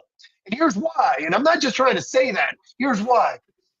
And my point to you guys is that there's a lot of institutional rot that goes deeper than the people that the public is aware of in the Democratic Party. There's a lot of people who want to be popular. And then the final bit of this, which I have to stress because it's something that I'm keenly aware of based on where I sit in this movement. They're just cowards. If you go to DC, and I've been to DC a lot as part of this, I give speeches in DC all the time. It's my favorite thing is to speak in front of the Capitol, because as a kid from the Dominican Republic, speaking in front of the Capitol is awesome, right? That's like my mom sees that and says, oh, you're doing something that's actually real, Yeah. But the main thing is that I meet with all the members of Congress. And they're just cowards. They're just cowards. They never contemplated a world, and not just the politicians. Listen, I worked for an organization called Protect Democracy in 2020. That was a central driver of why we had a successful 2020 election amidst the pandemic and under Donald Trump. Genuinely, Protect Democracy was the central player in a campaign that saved the nation. Time magazine called it the secret bipartisan campaign that saved the 2020 election. Much credit to the AFL-CIO and a couple of other groups that all were also at the center of that. My point is, Protect Democracy, as bad as it gets, the Avengers of politics, the best lawyers, lobbyists, and communicators in the country, all under one roof. Where are they now? Democracy Forward is doing the work that Protect Democracy should be doing. And it's not to say that that Protect Democracy has completely left the field, but what they're essentially doing is they've become a think tank. They're writing. And trust me, a blog post is not going to save us at this moment. And I don't want to just single out protect democracy. I'm doing it because I know them. And if they're not showing up, then so many other people are less capable and less courageous than they are. So even some very courageous, very previously successful people are failing to show up at this moment. Downstream of that, most of the representatives in Congress and all of their staffs, what triggers me is that when I meet with the staff people and I tell them, come out to a protest with us, they're just chicken shit. And so we have a level of cowardice from people who promised that they would show up that is hard to measure. And honestly, it's so disappointing. And as somebody who's been out there on the front lines from day one, it would be almost impossible for them to earn my respect by this point. Mhm. And I would tell them, you know what? If you haven't shown up, it took the first one to do it, and I have to give them credit, was the League of Women Voters joined us on April 5th for the hands off. That was the first mainstream group to join our movement. But it took them until April. The movement started in February 5th. Mhm. We had done a bunch of shit before anybody, Move On, League of Women Vote, all these groups finally joined now. Public Citizen joined now. And when they join now, they try to tell us what's acceptable to them. And I'm sitting here going, you don't get to fucking talk. You need to sit for a minute and do 2 or 3 protests where you don't say a fucking word. Because you need to earn that right. Carlos hit him with the sit your white ass down. And shut up. Seriously, man, it bothers me. It bothers me because the level of cowardice that we're talking about, and these are people that said they promised they would help in a moment of desperate need, and instead of showing up, they sat on the sidelines, waited till the water was comfortable, then got in. Now they're trying to set terms. They're trying to neuter the movement, by the way. They're trying to make it look and feel like every other thing they do, which is how we got here in the first place. Listen, if you're a major nonprofit, a political nonprofit, and you are comfortable right now, you are not where you need to be. Yeah, amen. Carlos, right. I want to take what you just said, and I want to kind of condense it down into one specific thing, because it relates specifically to Epstein and things that I see you saying, or at least American opposition saying online, and the way you speak about it. And you do not mince your words when you talk about Donald Trump raping kids. You hard R. He's a pedophile. He's raping children. We have a rapist as president. AOC also, you've mentioned her a couple times as an effective character that the Democrats can be getting behind. She has also called Donald Trump a rapist. Very few Democrats have, and I feel like it's because of what you're talking about, of they're afraid to. It rocks the boat. Using those words make them uncomfortable. And I remember me and TJ did a show a couple months ago about we need to get these fucking grape, pew pews, all these like infantile words that we're using to describe these real serious topics out of our fucking vocabulary, because when we do, it sounds like corporate HR speak. It sounds like it's not really what it is. We're whitewashing real serious shit. And I feel like that's part of the reason that these things slip through the cracks, because we just don't fucking confront them head on. And I think we see this on an interpersonal level. Let me finish. I'm going to throw you, Carlos. We see this on an interpersonal level, I feel like, all the time, in like family drama of like, Uncle Tony, he's got like, don't let the little girls around him. And it's like, bro, we are protecting these people by refusing to say what the fuck they are. And for whatever reason, even though the Democratic Party has all the ammunition in the world to hit Trump on the weakest, the biggest political scandal in history, if they could nail him on this, they're just scared to do it. And I mean, it's a beautiful observation, because it speaks to that cowardice. It also speaks to the normalization that I talked about of everybody wanting to do it the way they've always done it. We talked about it with Kurt Carville. The idea of like the last successful thing we remember, that's the model for how to succeed in the future, is a very strong idea undergirding all of this. But frankly, look, you can't apologize for yourself before you talk, because you rob yourself of all meaning. I'm here blasting groups by name. That's going to create challenges for me. I'm the leader of a group that has to navigate relations with these groups. And if I tell Protect Democracy, you're not doing what you should be doing, because Democracy Forward is doing what you should be doing, they might take that as an insult. But it's not meant that way. I love Protect Democracy. They gave me a job. They gave me a paycheck. I did my best work under them up until now. And we fucking crushed it. I love them. So when I criticize you, it's because I love you and I want you to get better. When I criticize Democrats, it's because I love the Democratic Party and I need it to be better. Because my mission is to save this fucking country, and that is a serious mission. And I'm not here to represent a problem and fundraise off of it and get rich. I'm here to fucking face a problem, solve it, and move the fuck on. And so my main answer to you is, if we can't call rape rape, if we don't believe victims, look, if somebody gets accused of rape and it was a false accusation, and they prove it in court and it's great, they can get out of that conversation and hopefully restore their lives. I appreciate the hesitancy around using that word. It's a strong word. It carries a lot of meaning. And if you slap that label on somebody, it's a forever label. But how many women are we talking about? Are we saying that over 30 women that have no incentive to revisit this, that are not going to get any money from Trump in a civil suit at this point, that all of them are lying? Yeah. Or you know what I'm saying? Or the fact that we've seen the videos of him with Epstein. They were clearly best friends.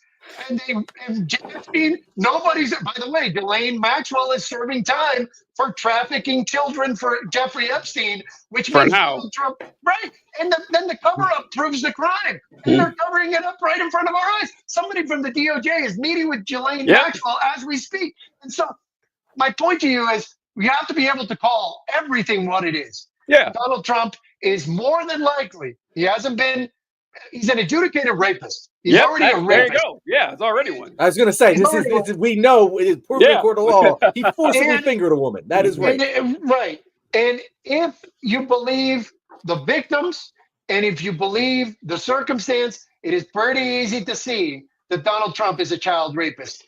And if you can't fucking say that, and if you can't say it with the conviction it requires, because by the way, if the line is not child rape, then where the fuck is it? Where is it? Yeah, and it also, even if you want to be as charitable as possible, more charitable than you should be any time in your life to Donald Trump, you have to admit he has incredibly poor judgment. You have to admit that.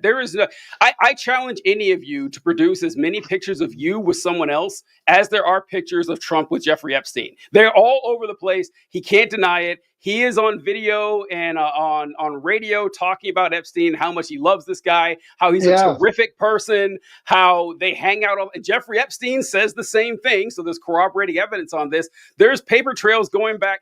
Like, I didn't really understand the big deal, honestly, with the weird birthday card thing that they posted in the Wall Street Journal, because everything else I've seen with Trump and Epstein is 100 times worse. Like, then Jeffrey Epstein was asked straight on, have you ever socialized with Donald Trump and women under the age of 18? He said, I'm going to take the 5th, the 9th, and the 14th. Yeah. He didn't just take the 5th. He took 3 amendments. I'm still confused how the 14th was applicable. You know what?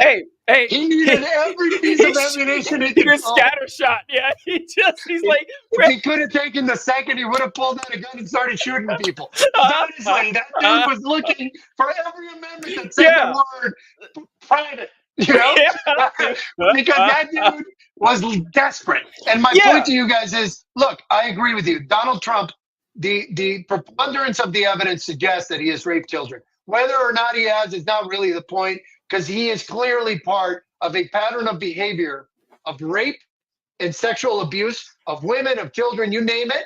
He's a part of a pattern that I understand, because remember, In New York in the 80s, I was a kid, but I remember there was a place called Plato's Retreat. It was a swingers club for upper class New Yorkers where they would go with their partners to eyes wide shut kind of situation. This has been a part of that polluted society for a very long time. And Donald Trump doesn't just want to be a leader of that, he wants to be the leader of that. Been his lifelong dream. Donald Trump is the worst case scenario for humanity. Like, you can't be a worse human being than that dude. And my question is, how are we framing this conversation that he's not only legitimate, still got a 42% approval rating. Yeah. As president of the United States, when he's like the worst human being any one of us is aware of, period. And Carlos, this goes into something. It's similar to what you and John are talking about, but I have had enough with Democrats trying to separate Trump from the Republican Party. They have been doing this for 10 years now. How often have we heard Hakeem Jeffries say a phrase I just can't stand? Extreme MAGA Republicans. It's like, no, right. This is the Republican Party. Okay, I know you wish it was otherwise, but this is what it is. Trump has a 90% approval rate with the Republican Party, like he always fucking does. They love him. So we have to just accept the fact that millions of people love this guy, that love everything he stands for. Carlos, we were talking about how the preponderance of the evidence points to the fact that he is a child predator. He's an admitted child predator. Not only does he talk about how he wants to fuck his own daughter, but he also said that he owned a teen Miss America pageant, like for girls 16 and under. And he said that he would walk in on their dressing rooms while they were changing. People know this. This is common knowledge. They still love him. That is, if your intent is to see naked young girls, that is by definition statutory rape. Yes, it's just,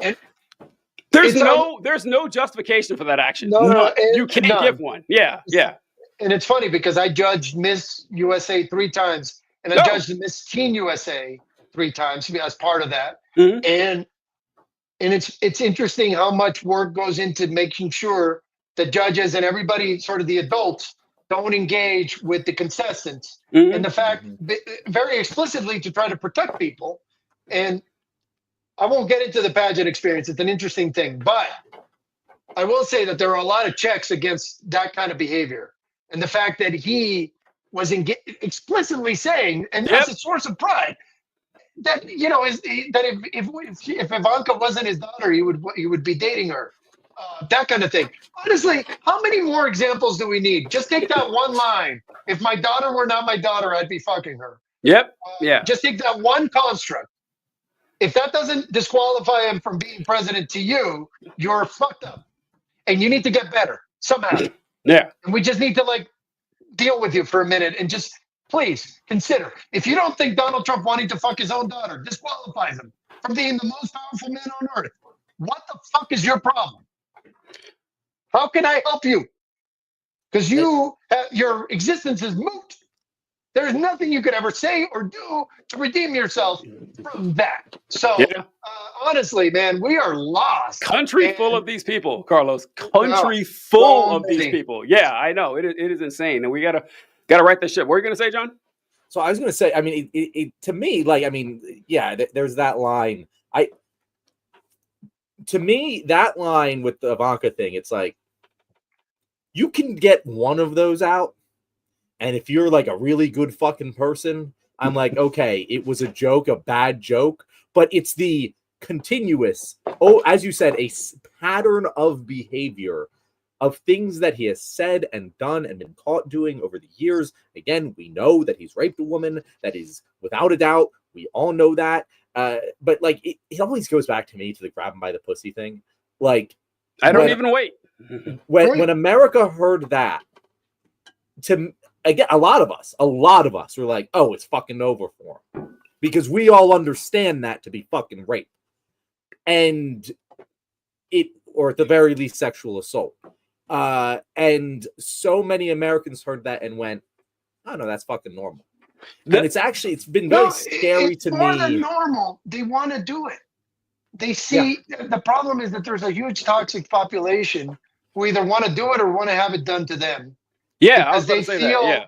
They feel that navigate. Look, I don't know how to say this in a way that doesn't sound self-serving, but I grew up as a very privileged person.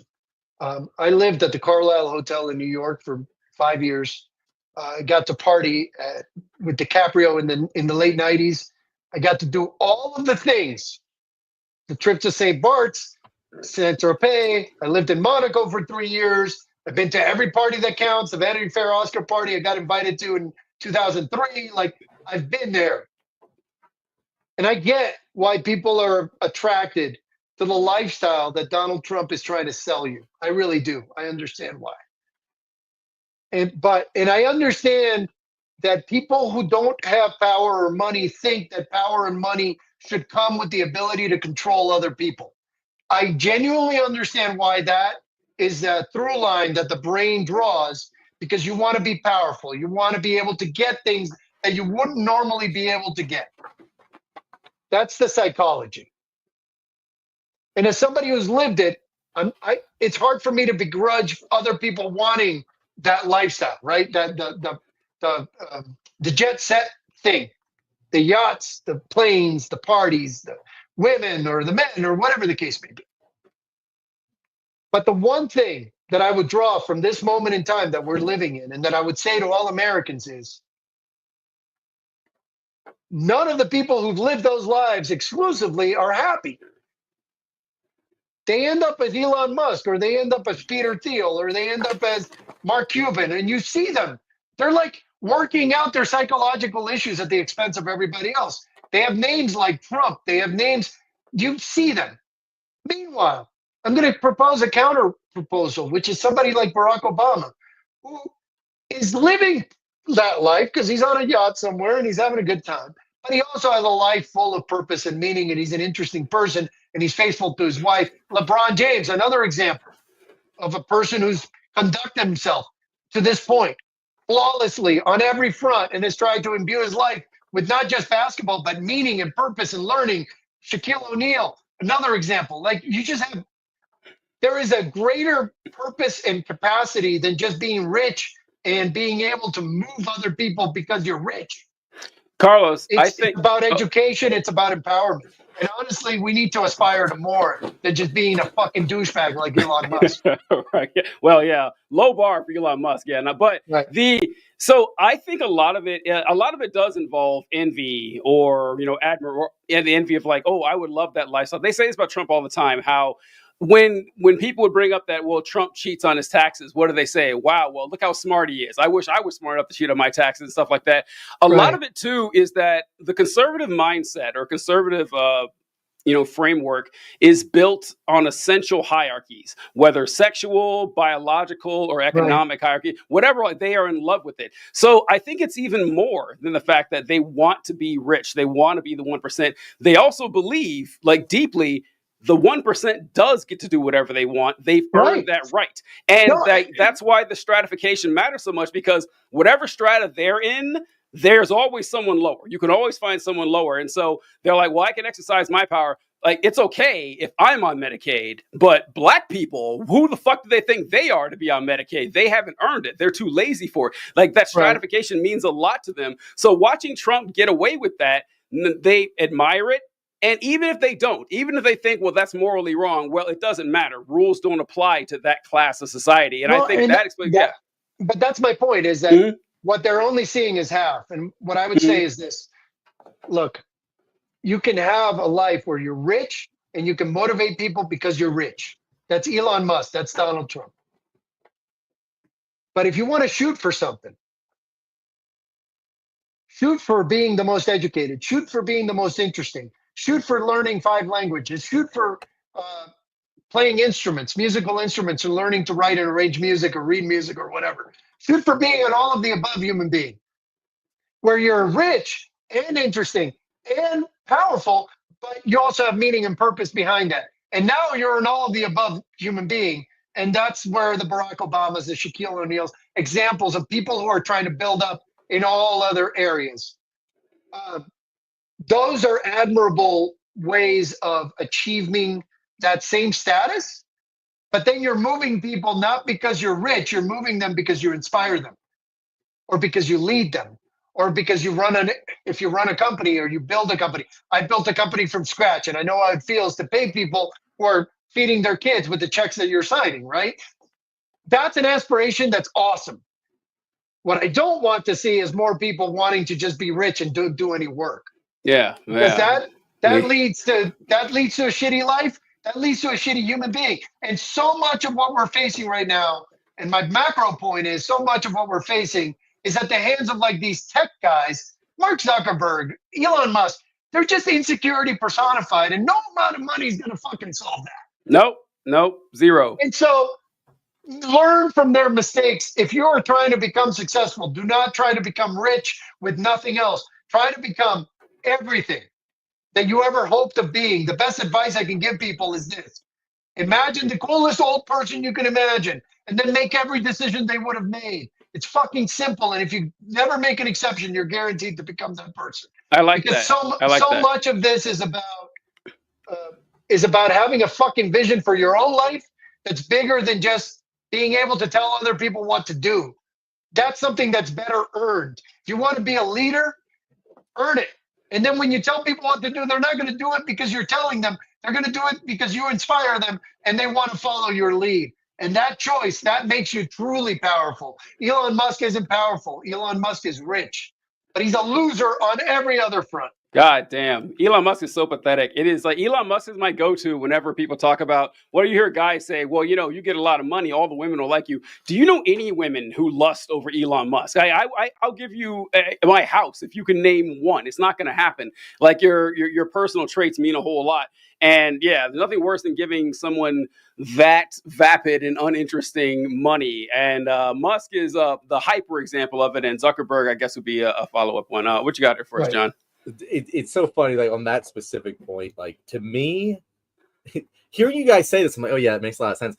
I can't even fathom wanting to fuck someone because I'm rich and powerful or whatever. Like I'm just like, to me, it's like sex isn't even that like sex can be great, but like sex with a random stranger, yeah, it's fun, it's okay, but like the gratifying part to me is fucking earning it. The gratifying part to me is, oh shit, I'm interesting enough, I'm cool enough. I agree. This person wanted to fuck me. Right.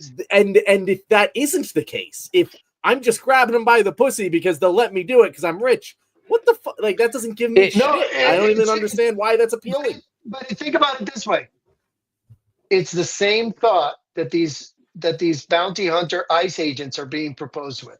Yeah, you get to commit violence just because you can, because you've been deputized to do it. Now, the cop who's been on the beat for 30 years and earns the wisdom of knowing how to deconflict, how to be responsible with power, how to be a good cop. And there are many, many, many, many good cops who've earned their authority and who can step into a situation and deconflict it and de-escalate it by sheer presence. If you lay that out as the ideal, then the strategy to get there changes. But if your ideal is, I just want to have power so that I can beat people, you end up with a very different result. And my point is, we will become whoever we target becoming. Whoever the old person we're trying to become and keep faith with, that's what we will become over time. And right now we're aiming at the wrong goal. And we're becoming the wrong thing. And the way I know this is very simple. We've gone from Shakespeare to 50 Shades of Grey, from Michael Jackson to Justin Bieber, from you name it, in terms of the qualitative experience of being human. And we're still claiming progress. We've become a Kim Kardashian society. We used to be an Audrey Hepburn society. That was our ideal. And guess what? Audrey Hepburn, you end up with JFK. Kim Kardashian, of course you end up with Donald Trump. That is the natural result. And Kim Kardashian country elects Donald Trump because that is the most ridiculous country. And so we just need to, on a structural level, we need to start thinking about who we want to become, not just as individuals, but as a country. We need to target ourselves at substance, at purpose, at meaning, at talent, at being interesting and challenged and wrong sometimes, and arguing and finding our way and learning, and Yeah. And if we don't get back on that track, man, Idiocracy is gonna become a documentary, and that's where we are. Yeah. We're like, in fact, President Camacho was more morally better president. right, Yes, than Donald Trump. Hard agree. Camacho President Camacho had much more empathy and much more of a heart, and was willing to listen to counsel more than I agree 100%. Yeah, there you go. President Camacho, when he heard that the smartest guy on earth was available, he went and got him to try to make the country a better place. You know? Absolutely, more than Trump would ever do. He went into the House of Representatives and introduced him to the world. I agree. Yeah. All right, so we got to wrap up in a little bit, but I wanted to just say one more thing before I toss to John here is that, Carlos, this isn't an attack on you by any means, so please take it in the spirit in which it's intended, but you mentioned that there were many, many, many good cops. Did we need 3 minis? Did we need 3? I know there are good cops out there. 3 just seemed like, I was okay, I know there are good cops out there, but wow, 3 minis, that is... fair enough. Yeah. No, listen. Yeah, just mess with you, man. Just mess with you. Yeah. I will answer that substantively to say the following.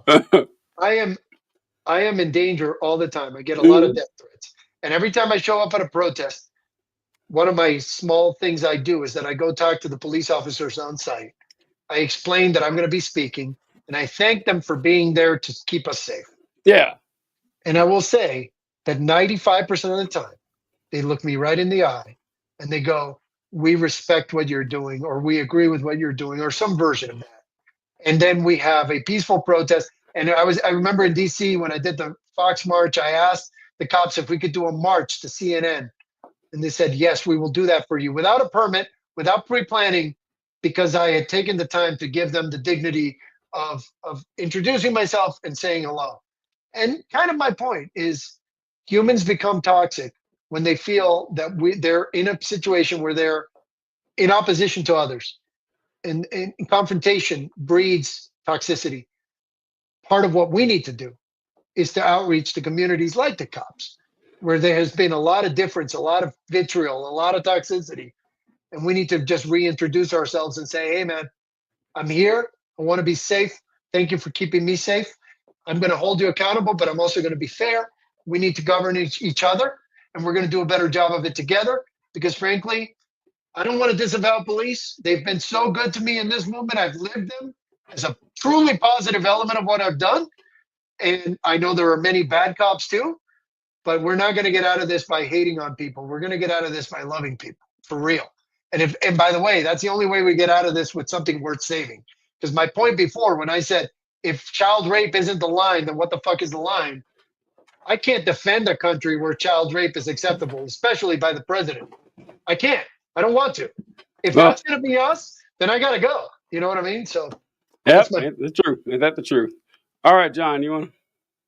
Well, thank you guys for watching to the end of this video or episode. If you're watching us live, you might have been able to point out, like Huge Ass, that I misspelled Epstein in the title card. Make sure to be with us at 6:30 on Tuesdays and Thursdays if you want to insult us. You also misspelled Jubilee. This was okay. And topics. You know what? Usually I throw to our guest to tell people where to find them. But this okay. Carlos, you've been great. Carlos, if any of our audience right now want to know where to find you, where should they look? Okay, so American Opposition is at americanopposition.org. They can sign up for our newsletter and they can donate. Please donate, because we need to raise more money than the racist people. Secondly, me personally, I'm on Threads at C Alvarez Aranjos, so my first initial and my 2 last names. And American Opposition is on Threads in a big way at American Opposition. We're also on Blue Sky at americanopposition.org. But honestly, we're easy to find. Our email is contact@americanopposition.org. We read every single email. We don't always respond, but we always read them. So if you have anything you need to reach out about, we are looking for large donors. We are looking for small donors.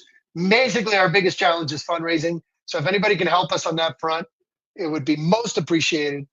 We are not going to waste your money. We need $5.5 million total to conduct everything we want to do through the midterm election. That is less than 5% of what Stephen Miller's PAC has raised. So I'm hoping we can meet that number so that we can give America a proper, good opposition that is worthy of this moment and that more importantly can win. And winning for us means getting to a free and fair midterm election or having Donald Trump removed before then. Simple as that. That is what we're trying to achieve. And we're doing every single thing possible to make that happen. So all of your support would really, really count. Thanks so much, Carlos. We appreciate it. Fantastic guest. I love a guest that can go on a roll. We love that. Anytime that happens, we are all in.